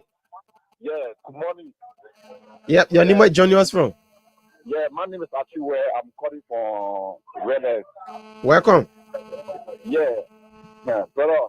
I just listened to the studio guest there. Really, those guys there, they give me power with anger. And I can still feel the anger into his voice. He's very, very barbarian, to be frank. He's not how do I deliver into the people the record way. Why he take the time and talk to the people and give the people the message? Why he stay angry? He wanted the presidency to have the power now. So they made an angry winner, eh? They made an angry winner. He stay angry.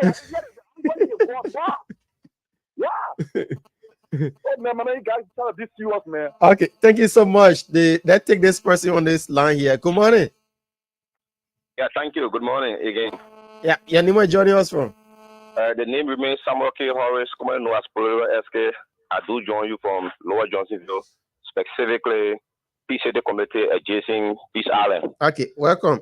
And let me say thank you to Moses Morgan in studio this morning. And I think he spoke lengthily and I think in the interest of the ordinary Liberian people. But the other people saying the man angry. They say the man angry winner. Those are people I think that from the other side of the divide, most especially on the short tree. But basically, he has touched most of the questions that you asked him in the rightful direction. I just want to briefly speak to the comment made or the assertion of Kochi. I think Kochi wants to test the ability of this leadership, most especially Ambassador Joseph Yumaboka. Hey, don't you think he have the power to? I think he does not have the capacity because no one is bigger than the state.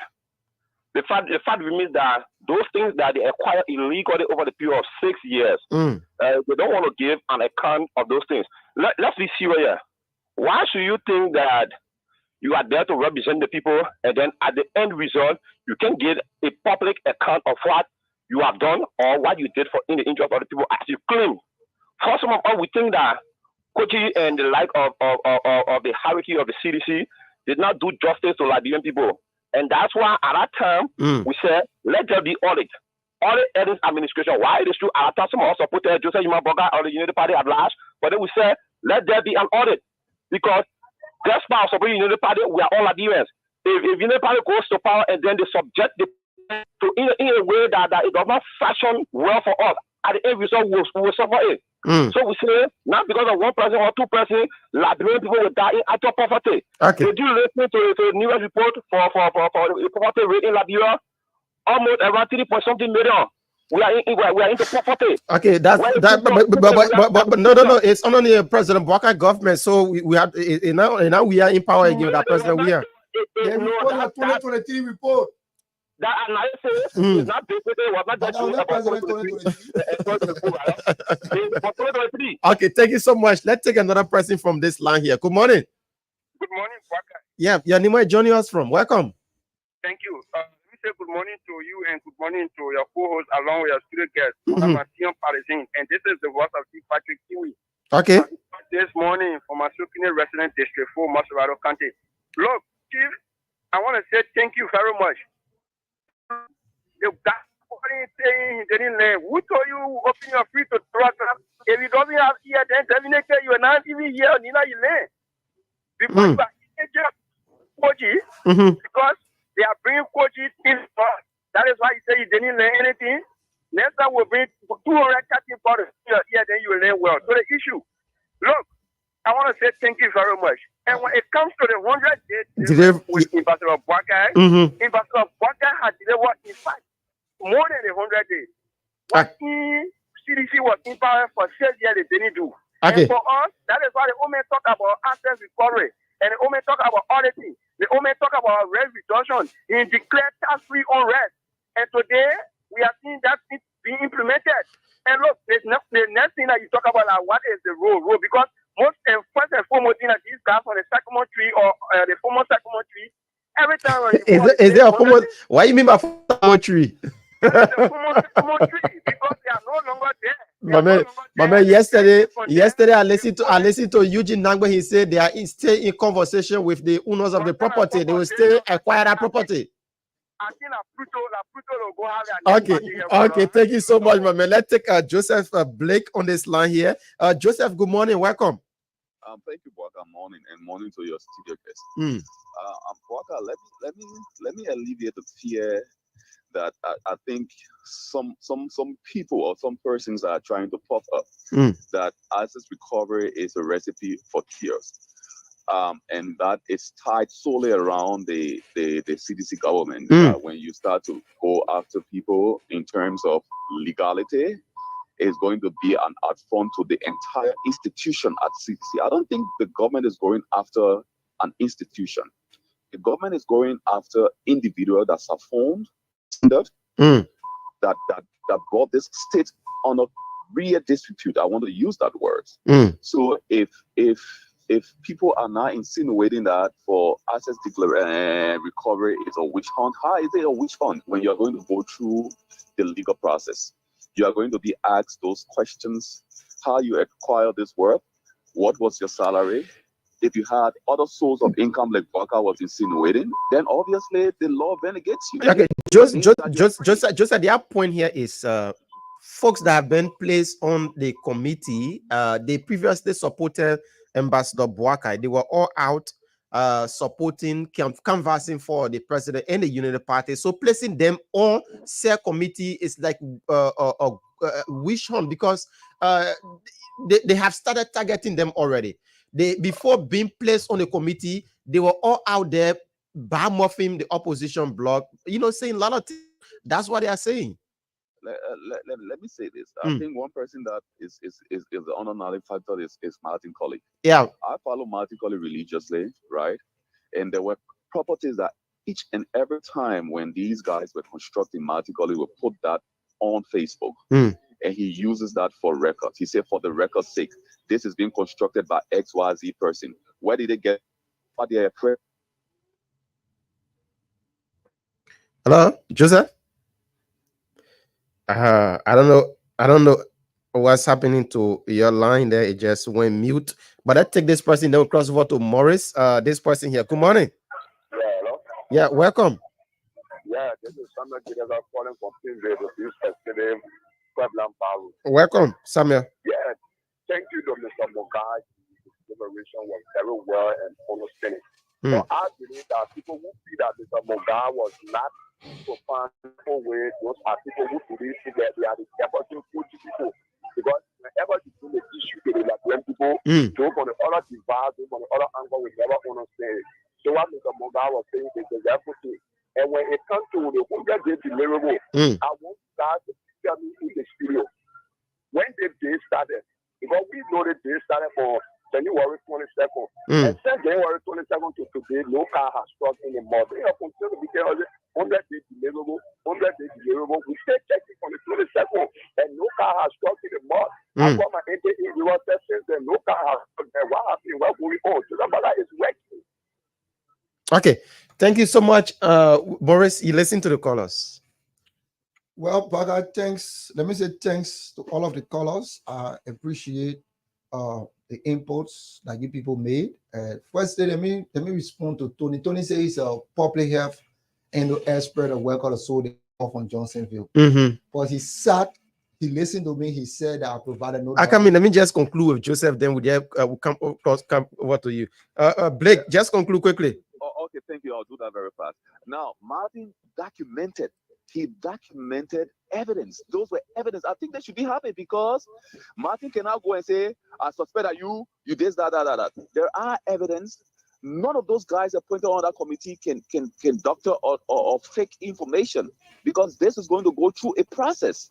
So I think for one to be free, you should be judged in like your studio guest said, in public opinion. But beyond that, legality will take its course. But now the same people in opposition are saying that they will not subject themselves to what being proffered by the government. That is a bluff, man. You know that. You know that is a bluff. Nobody is bigger than the state. Of course, even the great Donald Trump in America is subjected to the legal process. And I will back them if they are going against what is legal. I will tell them not to subject themselves to it.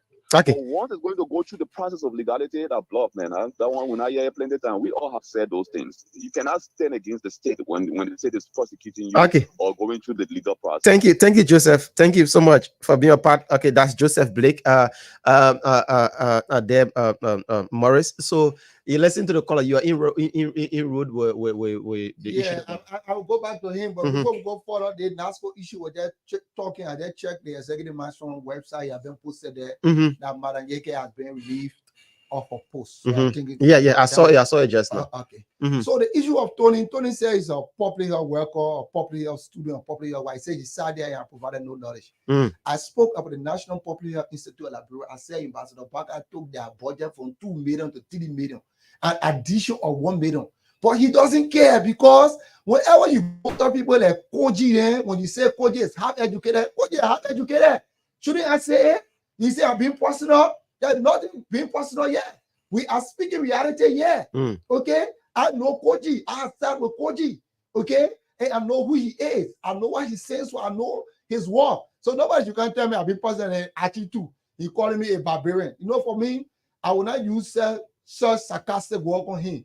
But I know that his limited level of limitation will not encourage me to go too harsh on him. Because those guys, they believe that alone it is that we as CDC or Koji, it shouldn't be anyone. For some of us, we just don't think it is appropriate. We just don't think it is right. I also want to appreciate all of the other callers, including Big Brother Joseph Blake. I think he struck a lot of good points. We have said here clearly, we have said here crystalline that Ambassador Barker will not wish on anyone. Ambassador Barker is going to go by the laws of the Republic of Liberia. If anyone found guilty, right, as per the accident recovery team, those people will be channeled to the courts. They will have to account for the property. We know that people got properties in this country overnight. People build structures in this country overnight, and I saw we then need to investigate those people to know how they acquire the world. But I thank you for affording me this opportunity.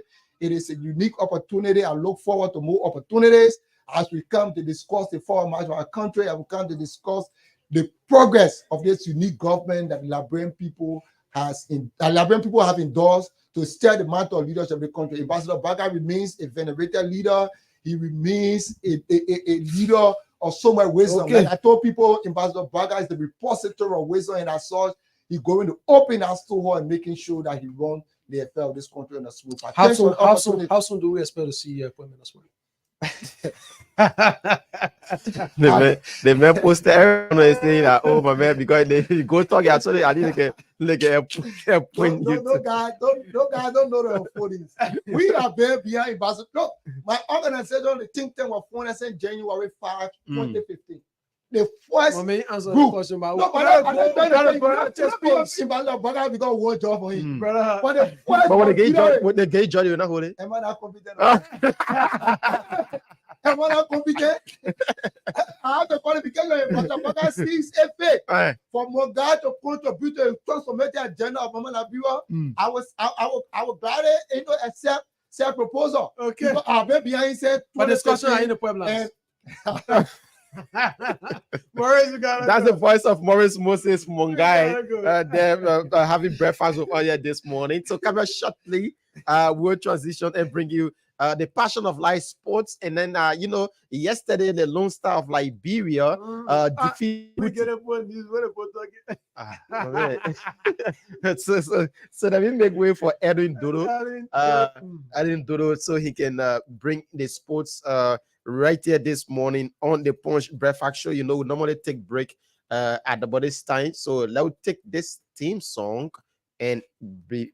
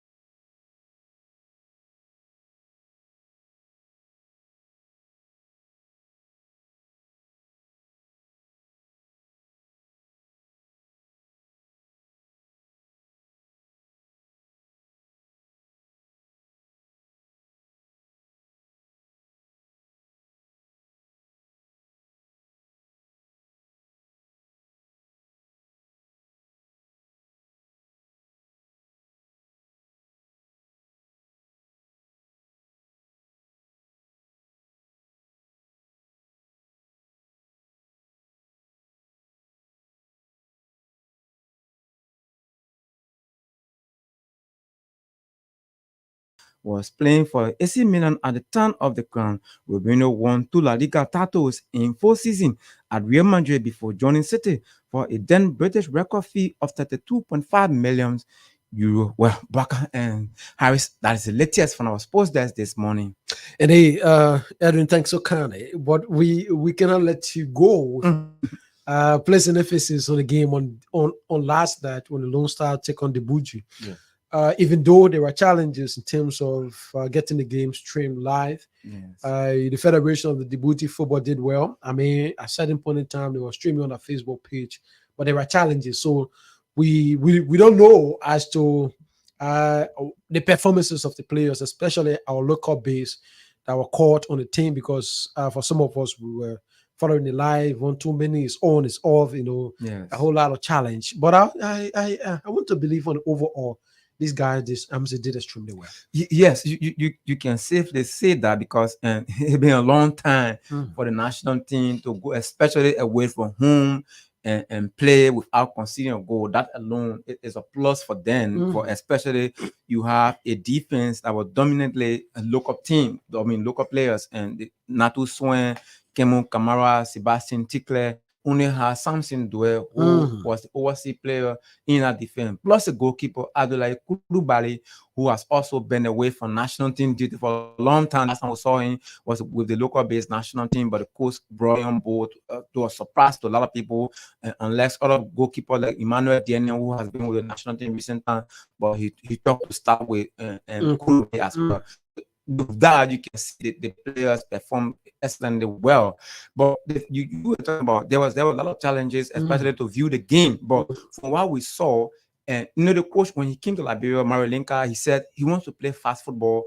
He talked about it, the league and the players being very slow and all of those things. Last evening we saw it. Even though they got a victory, but it was not an excellent performance in terms of the kind of way that he said he wanted to play. So most of them we saw the player just pushing the ball out, but they were lucky. They got 2 chances. They made use of the 2 chances. That was good.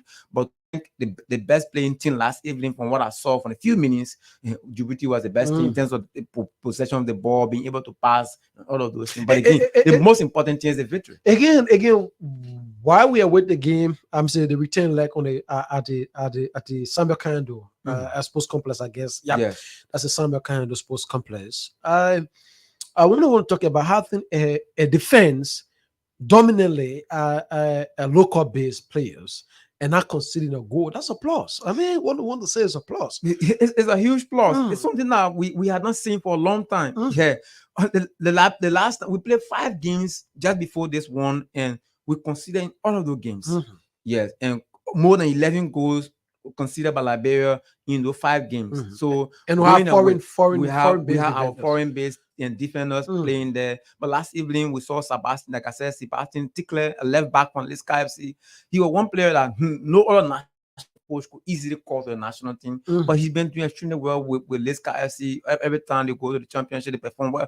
But again, when Marilinka came, he saw and said, this lad has a potential. And last evening he provided an assist for Oscar Dolly goal.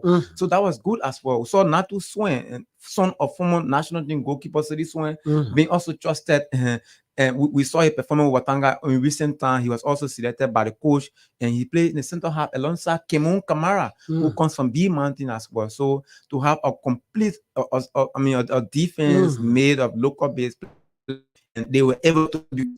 Our national team probably have been us being able to protect the goal, or even protect the defense, being able to end last huge pressure from the national team, but they were able to maintain them and did not concede as well. A clean sheet for Kulubali. That was wonderful. What's the fate of Tommy Sango? I mean. Yes, and Tommy got so much hate from the sporting public. If you go to social media, he's been bullied a lot. And last evening, we saw, even when the news came that he was injured, a lot of people were almost like celebrating on social media. It is really strange to find football team fans will be celebrating the injury of that player. Yeah, it was surprising. It's not good again, but here Liberia is just that. The way we look at things is normally different from all us. Goalkeeper do make mistakes. We even, Of course, all the top goalkeepers in the world, like David De Gea, all the top, they normally make mistake.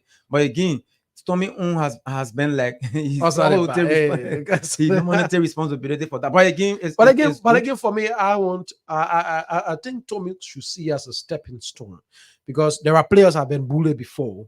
Yes. And perform that. We Like you saw want to talk about Harry Maguire, for so, instance. yes. And you go on and name a lot of guys that have been bullied before. But I think the agitation of the fan is that for every time Tuma is being bullied, he doesn't still put out the performance he expected. Yeah, I think that this one should put you under pressure as well.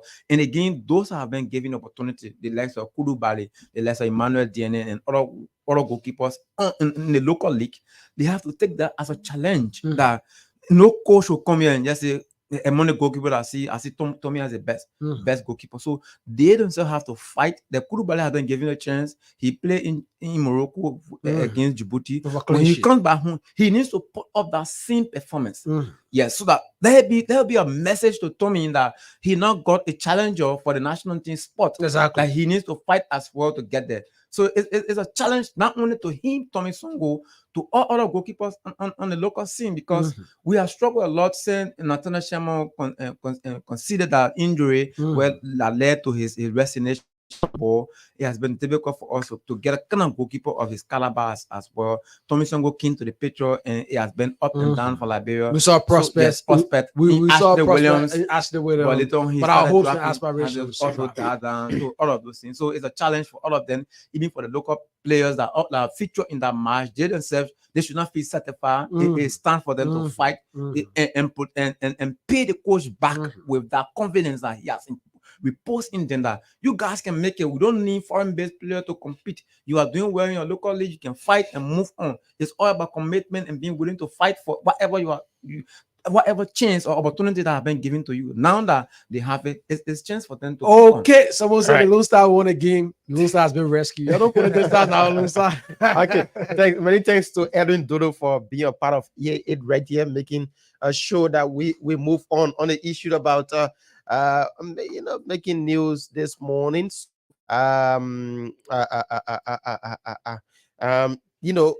We have something from the Liberian National Police. They said ahead of the general enforcement, the LMP cautions drivers. There's a statement from the Liberian National Police, and this one here again, if the Liberian National Police enforce this again, but let me read it out for you so you can know what the Liberian National Police came up with yesterday. It said Liberian National Police cautioned the driving and general public of the following measures for the safety of all persons across the country. All unauthorized vehicles with high beam lights, siren, flashes, and other emergency devices are asked to be removed. So when you get a bright light, a man can drive with a bright light, they want to get siren, they put on the other side and other things, then they say I'm gonna remove everything from there. Like what the police saying, in there you can put a bright light on your car, you'll be flashing in other people's faces, So they say I'm gonna take it from there. They continue to say all right-hand drive vehicles owners are asked to take them off the streets. All right-hand drive vehicle owners are asked to take them off the street. That's the streets. As such, vehicles are not allowed to be driven in Liberia as per the vehicle and traffic laws of Liberia. All non-gas station. Once again, listen to this part. All non-gas stations, gasoline sellers, Kembos along the main streets within Morovia and across the country are asked to remove. I'm taking this part. Again. All non-gas station, gasoline sellers, Kembos along the main streets within Morovia and across the country are asked to be removed. So you see, all the people that are saying gas in a jerry can, jerrycan that they manager, all they wanted are selling gas in manager. When you know that your gas station is not being recognized, that the Connex, the NP, the SP, and other gas stations, once you sell it in manager, they say you're gonna take all your gas then from on the road. That's what the Liberal National Police saying. You're gonna take your gas then from on the road. All vehicle operators who are in constant habit of using the opposite lane are asked to desist. All vehicle operators who are in the constant habit of using the opposite lane are asked to desist. All vehicle and tricycle, that's a keke, and motorcycle owners are asked to register, insure, or update their documents. All vehicle, tricycle, or keke and motorcycle owners are asked to register and insure or update their documents.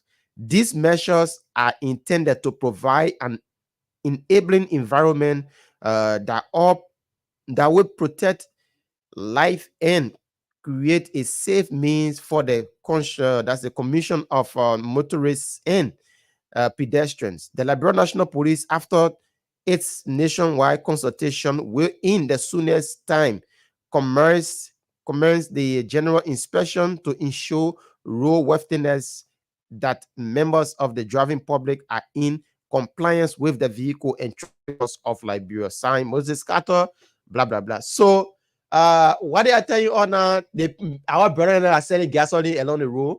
They're telling them to stop. They should stop. They should take the gasoline. They manage gas. They say I'm gonna stop selling gas.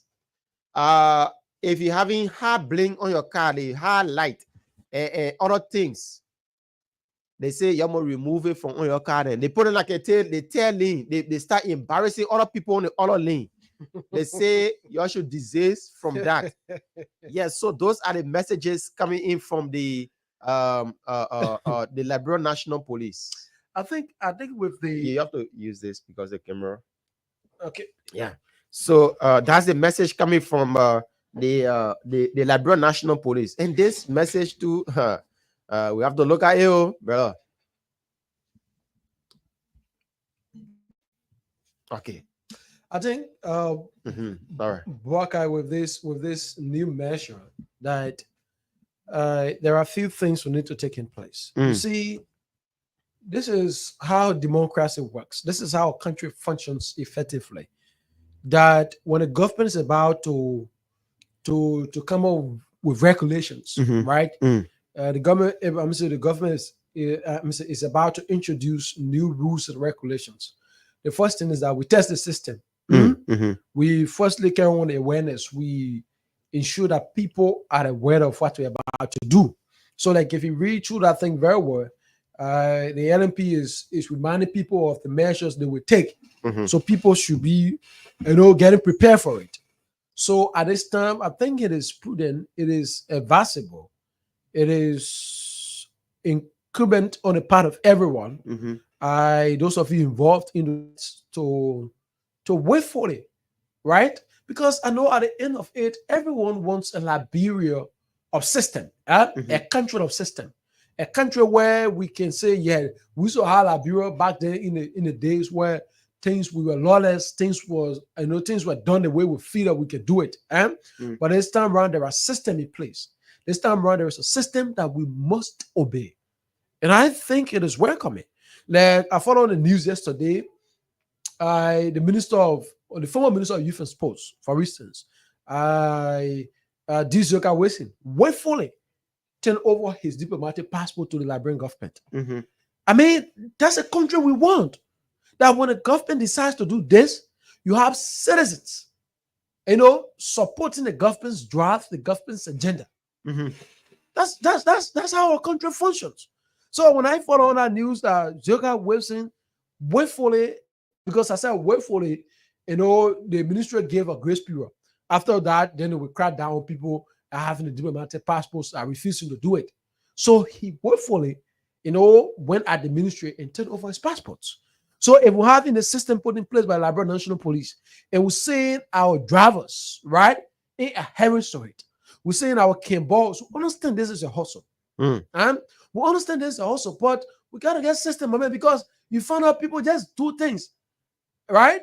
Sometimes you find out man will look at in a curve and put a gas, and so a table there and start selling gas in the curve. So the drivers too will take advantage of that. They will come and park in that curve to take gas. You know what that means for the road in terms of road safety? I'm telling you. So when the measure is in place, it's not anything different. Don't be used. Like I'm receiving reports that are planned protests at the Ministry of Transport as we speak. That will be also in relation to this new measure. The new measure, which of course is not even a measure yet. I mean, there's something. It's just an announcement by the National Police. Something that the police is telling you, like you take precaution. Yeah. Right. So precautions are wearing. We say whereby when you do the one right in the coming times, we do the one that this will happen. Yeah. So we're telling you now, you should be aware of them. When we started, don't ask questions. Oh, the project will go some money. Yeah. And that's a beautiful. I mean, that's a way, the best way you can test a system. You first thing you send out an announcement, carry on awareness. When people are aware, then before the government acts. You understand? Yeah. So this is a step in the right direction. How I wish that our citizens will see this, welcome it, because my man, tell me, man, we're going to other country, and what hurts most, you sit with marketers, you sit with those involved in the sites, and when go to other country, you can see the thing, but they're doing it. They're doing it in Liberia. They don't tell you, say, go to other country, you can see the thing. So then your route driver, they tell you, say, you know, let's see people leaving that lane without authorization to use a tail lane. Yeah. Because I've been told the tail lanes should be reserved for you want to talk about, especially for instance, members of the legislature, for instance, that are en route to session, that aside from session, maybe Tuesday and Thursdays, no lawmakers are just leave a lane and take tail lane. You're honorable. No. Only no matter what you're going for urgency or national duty. These are specific. But you find people will do it anyway. Everyone just go about it, do it that way. You find a commercial vehicle using tail lane. Commercial vehicle has sirens. And we don't see these things to be anything. We don't see these things to be nothing in our country. All right. So we just wanted to let you know ahead of time we'll take course because our guest was sick. I don't know. Yeah, you say route. Okay. So I just hope. Yeah. Maybe a little time because so we'll take few calls on this. Yep. So we'll take up calls on this subject, the issue about the regulations that have been put in place. That will be put in place by the Liberia National Police. I read enough for you.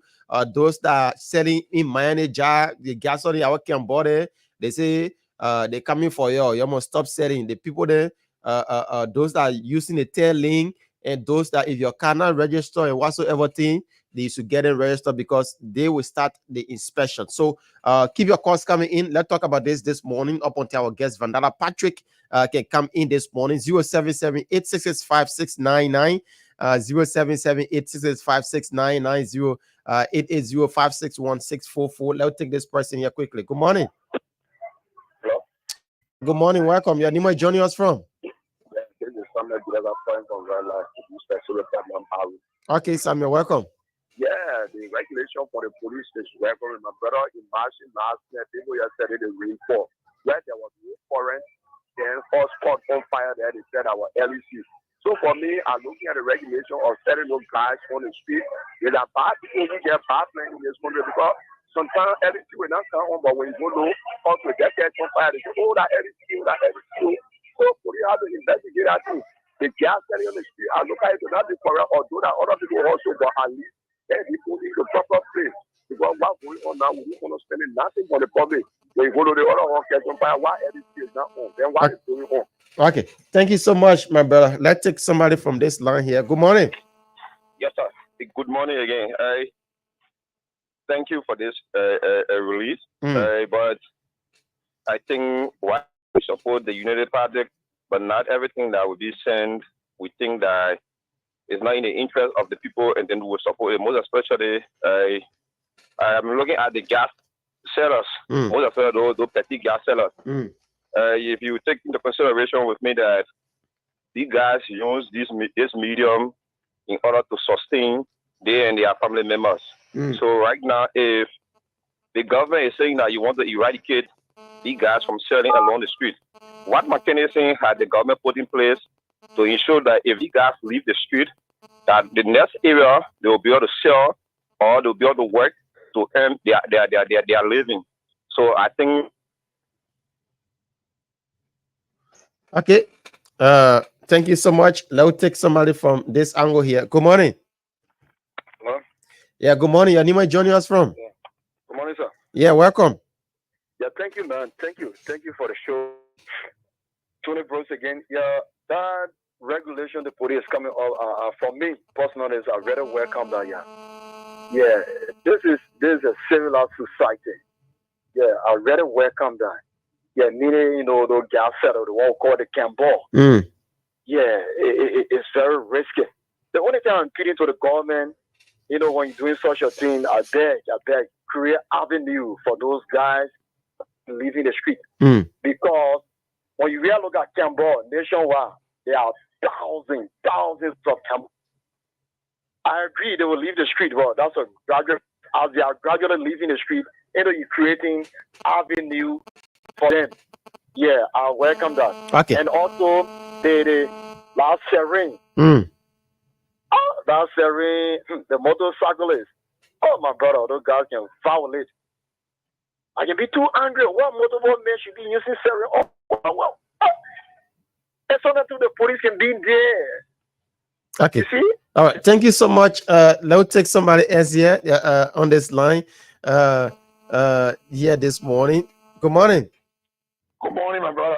Yeah, your name is joining us from? All right. My name is Josiah Smoke calling from the Randy. Congotan Bell. Okay, Josiah, welcome. Peace Island to be specific. Welcome. Thank you for the show. I read the release from the police last evening. Reading the rules and regulations, most especially when it comes to the traffic law of this country. Like the right-hand drive car. That they are saying against the rules of traffic in this country. That's fine. But then my point is, if they may, it's not a used car business, or they may have bought a car to run a day traffic and what have you in a right-hand drive and you pay all the customs, all the surrounding fees. The government, how do we do such issues in terms of that person's business? Because when I go, you should be telling me, this should be telling me this car is against traffic law in this country. They should be giving me a memo on what to bring in, rather to bring in. For example, when I was in the driving business, when you went to forestry to get your paper, they will tell you what kinds of meat to buy, what kinds of meat to not buy. In terms of purchasing, the wildlife and things. Forestry will give you that paper, the description is on it. And then when they arrest you, you have yourself to blame. Yeah. Because they told you. So I don't know whether they got something like that when you go for clearance and to purchase car, or do they want to tell you these are things that against the traffic rule yet? So I don't know. That's fine, but I hope they will look at it clearly and try to enjoy some of those things. Okay. They can avoid issues. You know, this country we do not have job open here on the market, and these are people are bringing to earn their living. But it's risky for girls to be on the streets. But I think they should look at that too carefully, because when you take the man out of that business, that man too is looking for somewhere to survive. Where do they guys go? So let them put mechanisms in place if they are doing that. So we can find another area. If you tell me, say, we know what can go on in the street, and the police will be able to identify specific locations that when you go around, all of you that are selling this and that, we want to see you at this specific area. Then, what will be monitored by the same police or whatsoever, I think that will be done. But to take all of the guys, because thousands of people surviving from this thing. So that's what I'm saying. Look here. It's fine. The member is fine. Then when it comes to the opposite link, quickly, this is good right. This is good. Let me tell you, the serene by constitution is stay out. We cannot use it for a serene. We cannot use it. But every time they get hurry, you see serene like you. Issues for in this country. We the ordinary people can obey the law, even those are in the hurricane. Okay. So All we're going to run. All right. Thank you so much. Let me wait for other people this morning. Good morning. Hello? Your name is joining us from? Thank you. My name is Patrick Peewee. I do join you this morning again on the last statement for my Symphony resident. Okay. Look, I don't want people to say, what will government do if they put a selling in the street, they take them from there? Are you not aware of selling gas? Those gas sellers can go along the road. Some of them, it's a dangerous thing to other people. Are they not aware of that? But they say they'll be taking bread from in their mouth now. You know, they are doing, that's the only way they can make ends meet. Yeah, listen. I think slavery before door here, Kodo. So in this case, for me, my own advice to them, they got a trade around here. It is possible that you can go and learn a construction work. It's possible that you can do a plumbing. It's possible. A lot of vocational school here. I think in my mind, because you can tell me 4 years, 5 years, you'll be selling gas along the road and other things. And it's dangerous. So you can go and do your lane trade. You be sustaining yourself from that until you see how best company or other things can come. Look, let me tell you, Parker, there will be a job. There will be a job. So in my mind, I think someone ain't got to go and learn train and do other things instead of just selling gas and other things along the road. It's dangerous. All right, government is trying to save the public. Like the public needs to be safe. The entire country needs to be safe. Thank you so much. There will be job. That's what he's saying. They should go and learn jobs. So we are giving you some of the regulations that will be put in place by the Liberian National Police. In a press statement they release. So that's why we are talking here now. You can place in your calls on 0778 665 699. 0778 665 699.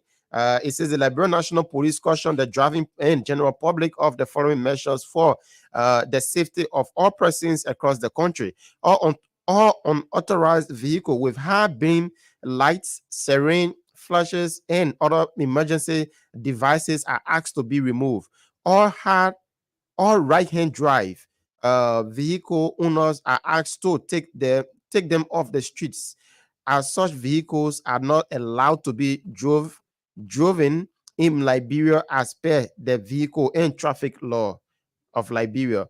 All non-gas station, gasoline seller, bars along the main streets within Monrovia and across the country are asked to be removed. All vehicles operators in the constant habit of using the opposite lane are asked to desist from such habit. All the vehicles, tricycle, keke, and motorcycle owners are asked to register, insure, or update their documents. These measures are intended to provide an enabling environment that will protect life and create a safe means for the commission of motorists and pedestrians. So that's it from the Liberian National Police. 0770, that's 0778 665 699. What do you make of that coming from the Liberian National Police? 0778 665 699, 0880 561 644. Let's take this person. Good morning. Good morning. Yeah, look, okay. Yeah. Yeah, I think, please, let me lay on this. And look, those travelers I can put loud light. My man, those guys can put a ring, they put on top of light. In fact, when they see their friends coming, they put that on their.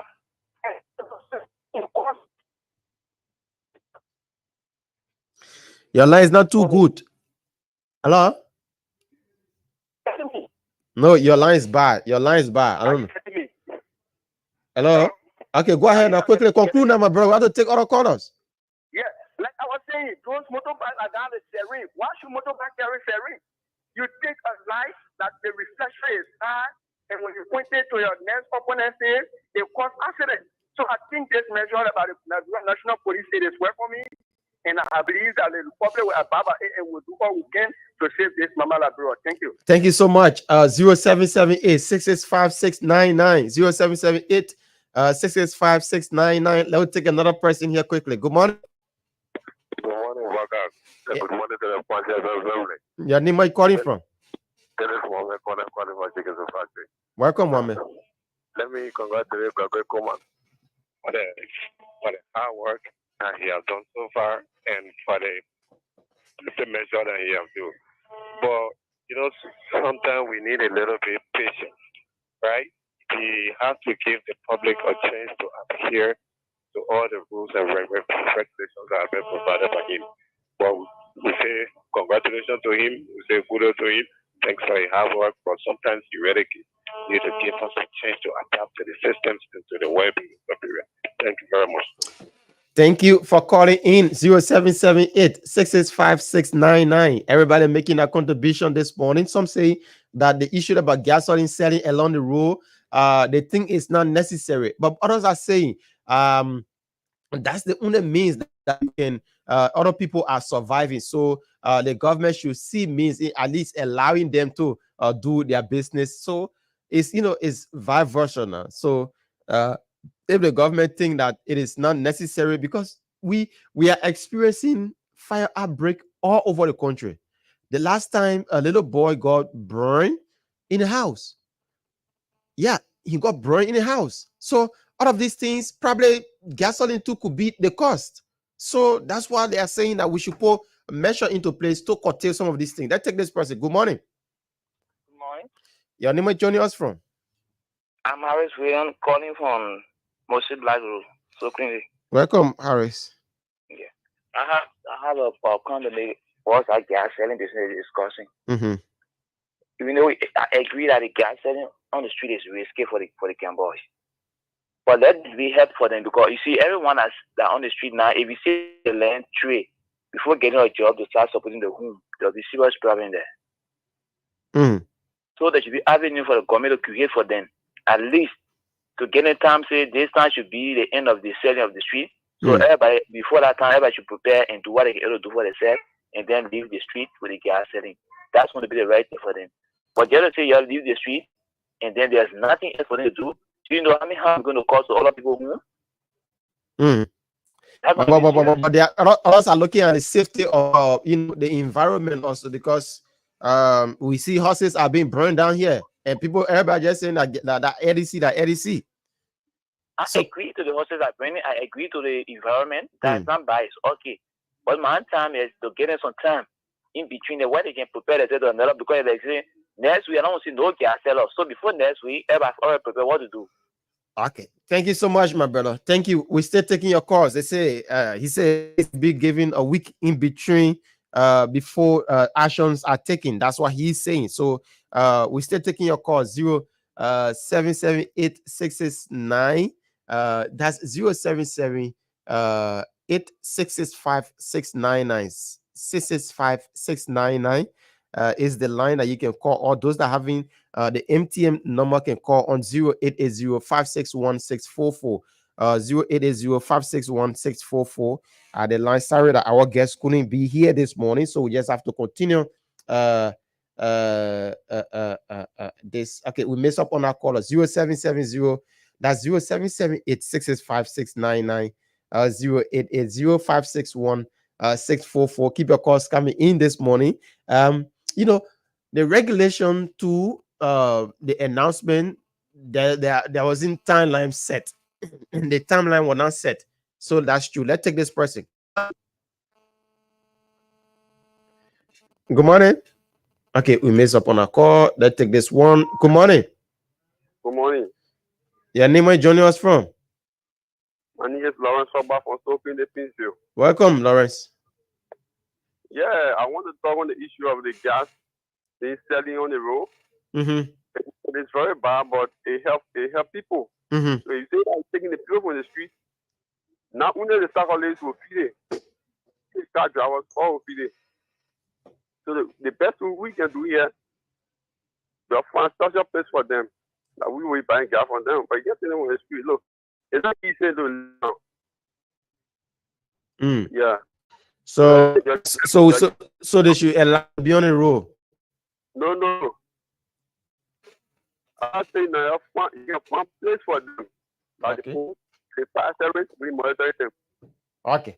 All right. So much. Thank you so much. But this is just an announcement to get you abreast, to let you know that it will happen. But they're not just doing it now. They are not just doing it now. The announcement just came in ahead of time. So you should be expecting it. Probably it could be a month from now. It could be 2 weeks from now. It could be from now till Monday. They could start an operation on Monday. They could start an operation on Saturday. But they just giving you the heads up to let you know that such a thing will happen. So you have to be aware of what will happen from now till that time. So we take like 5 more calls, 0778 665 5 more calls on the topic.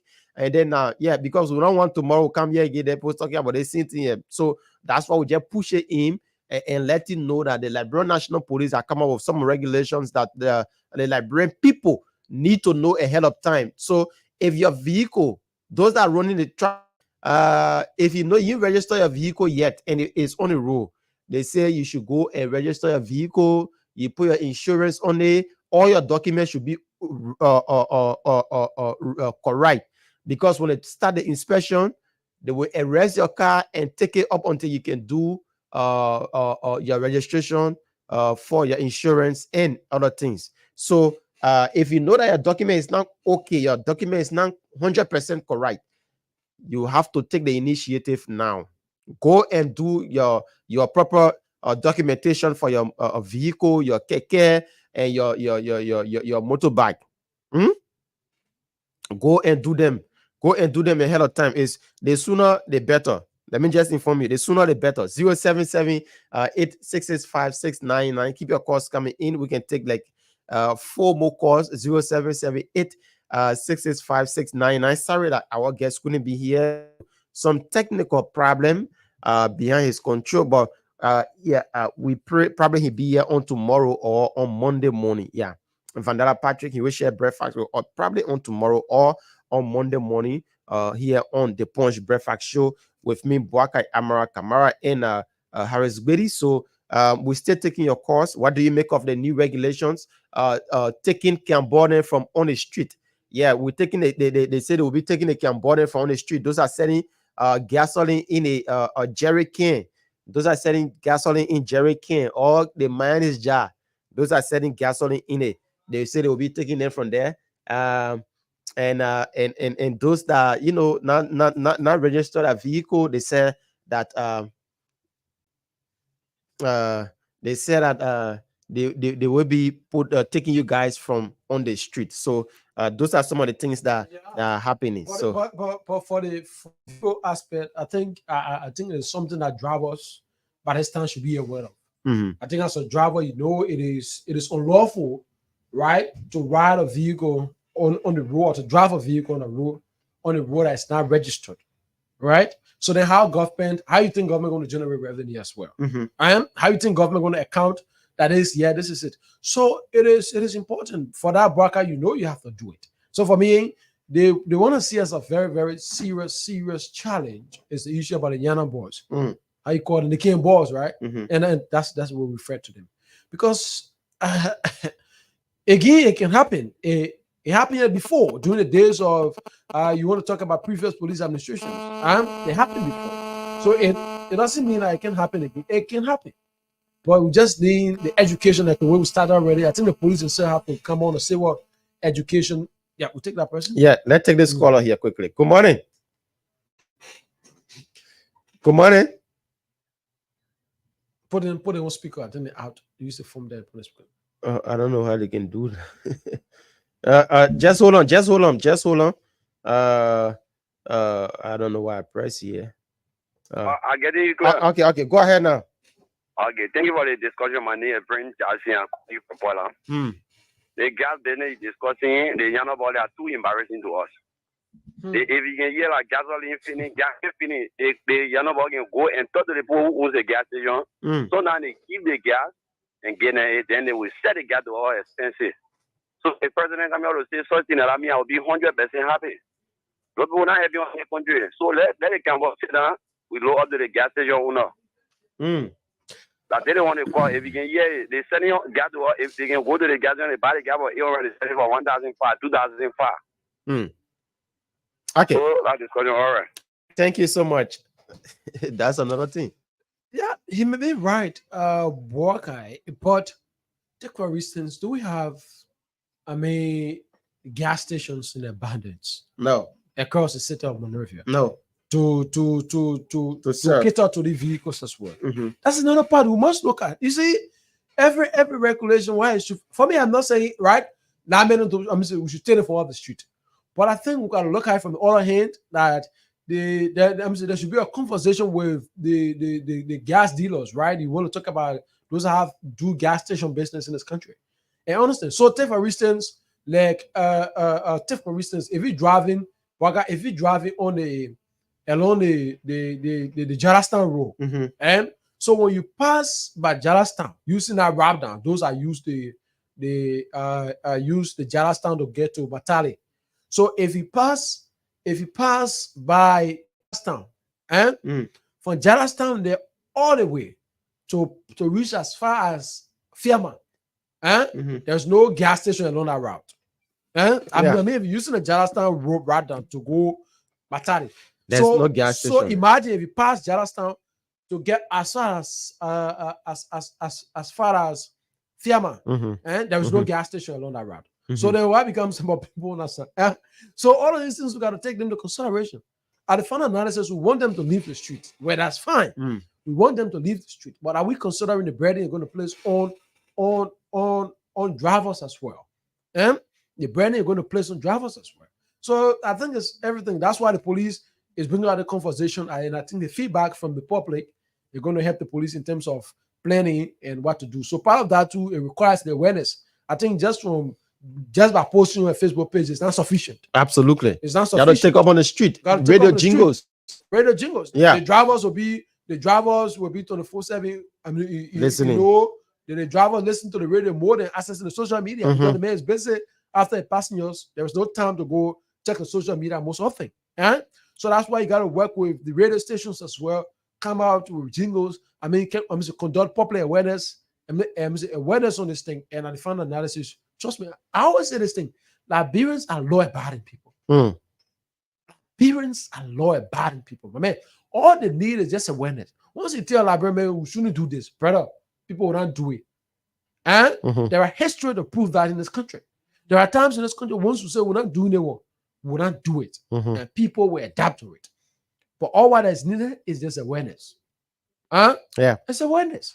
All right. We take 2 calls on 077-866-5699. Just 2 more calls because we are already out of time this morning on the Punch Breadfast Show.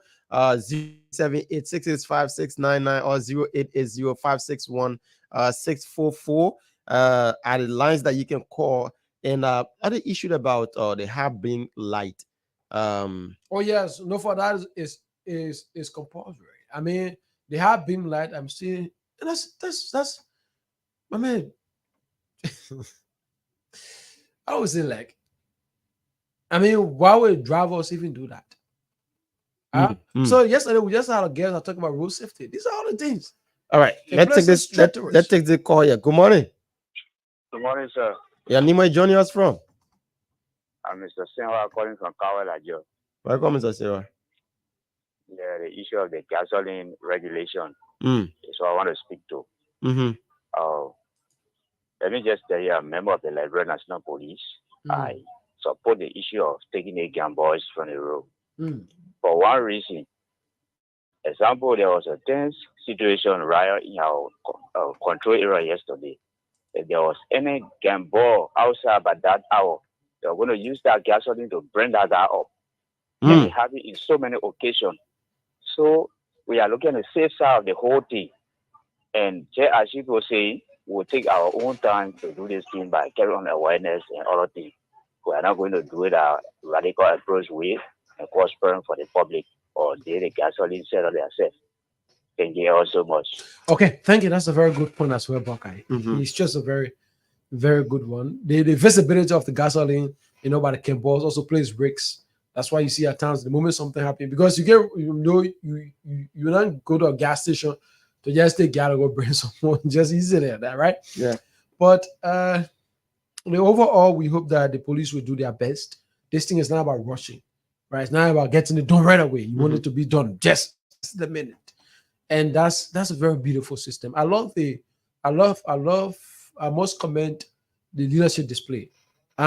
Because they understand this also affects a significant number of the population. A lot of persons, a lot of young boys, young girls depend on this hustle as well. And that's why the police is initiating a conversation at first, soliciting the feedbacks from you individual. The feedback you're going to present to the police is what they will act on. Yeah. So it is good and it's welcoming. And I think we're going to have the conversation right. For me, my point is about let's get more awareness, right? Let's have a time frame attached. The next thing we do is I will bring these things into information, disseminate them, the public section, the public division arm of the police, get out there, visit if you're working about. You see the manifest and say, take it on them, give it on them as a notice. Yeah. Right? Sure, let people get away. It's not about saying we're to get a manifest, but we'll take our action. No, we shouldn't rush about a mistake. I think we take our time on it. For the driver, they won't buy about less than that. So can't big it out. That one, he's going to be on the road. That one, the vehicle have lessons will be on the road. That's what will tell you. That's what will tell you. You're supposed to know it. Okay, so we will wrap it up on today's edition of the show. Yeah, sure. It's been fascinating. Sorry, we couldn't bring Vandara. We hope to bring him tomorrow or Monday. We in talks for tomorrow. We hope confirm for tomorrow. Okay. According to him, he was on another radio interview. Okay. And when he concluded, it was already significant minutes going into the time. Yeah. And he couldn't make it to be here. And we understand these things happen, especially when discussing national issues. Sometimes you enter into the time that it should be. But tomorrow we hope to be here. The weekend edition and promises to be a fascinating one. And we hope to bring somebody from the water and sewer tomorrow. We are in touch to break down. To break down that budget and understand why the reasons why the salary component is not being highlighted in the budget. We're going to have a conversation on that tomorrow. Okay. So, folks, this is how we wrap it up on today's edition. Tomorrow morning, we'll be back here at 7 o'clock. Harris Betty and I, Boakai Amara Kamara, we've been here since 7 this morning, bringing you the Punch Breadfast show. This is where we bring you trending national issue. Up until then, it's bye-bye from our end.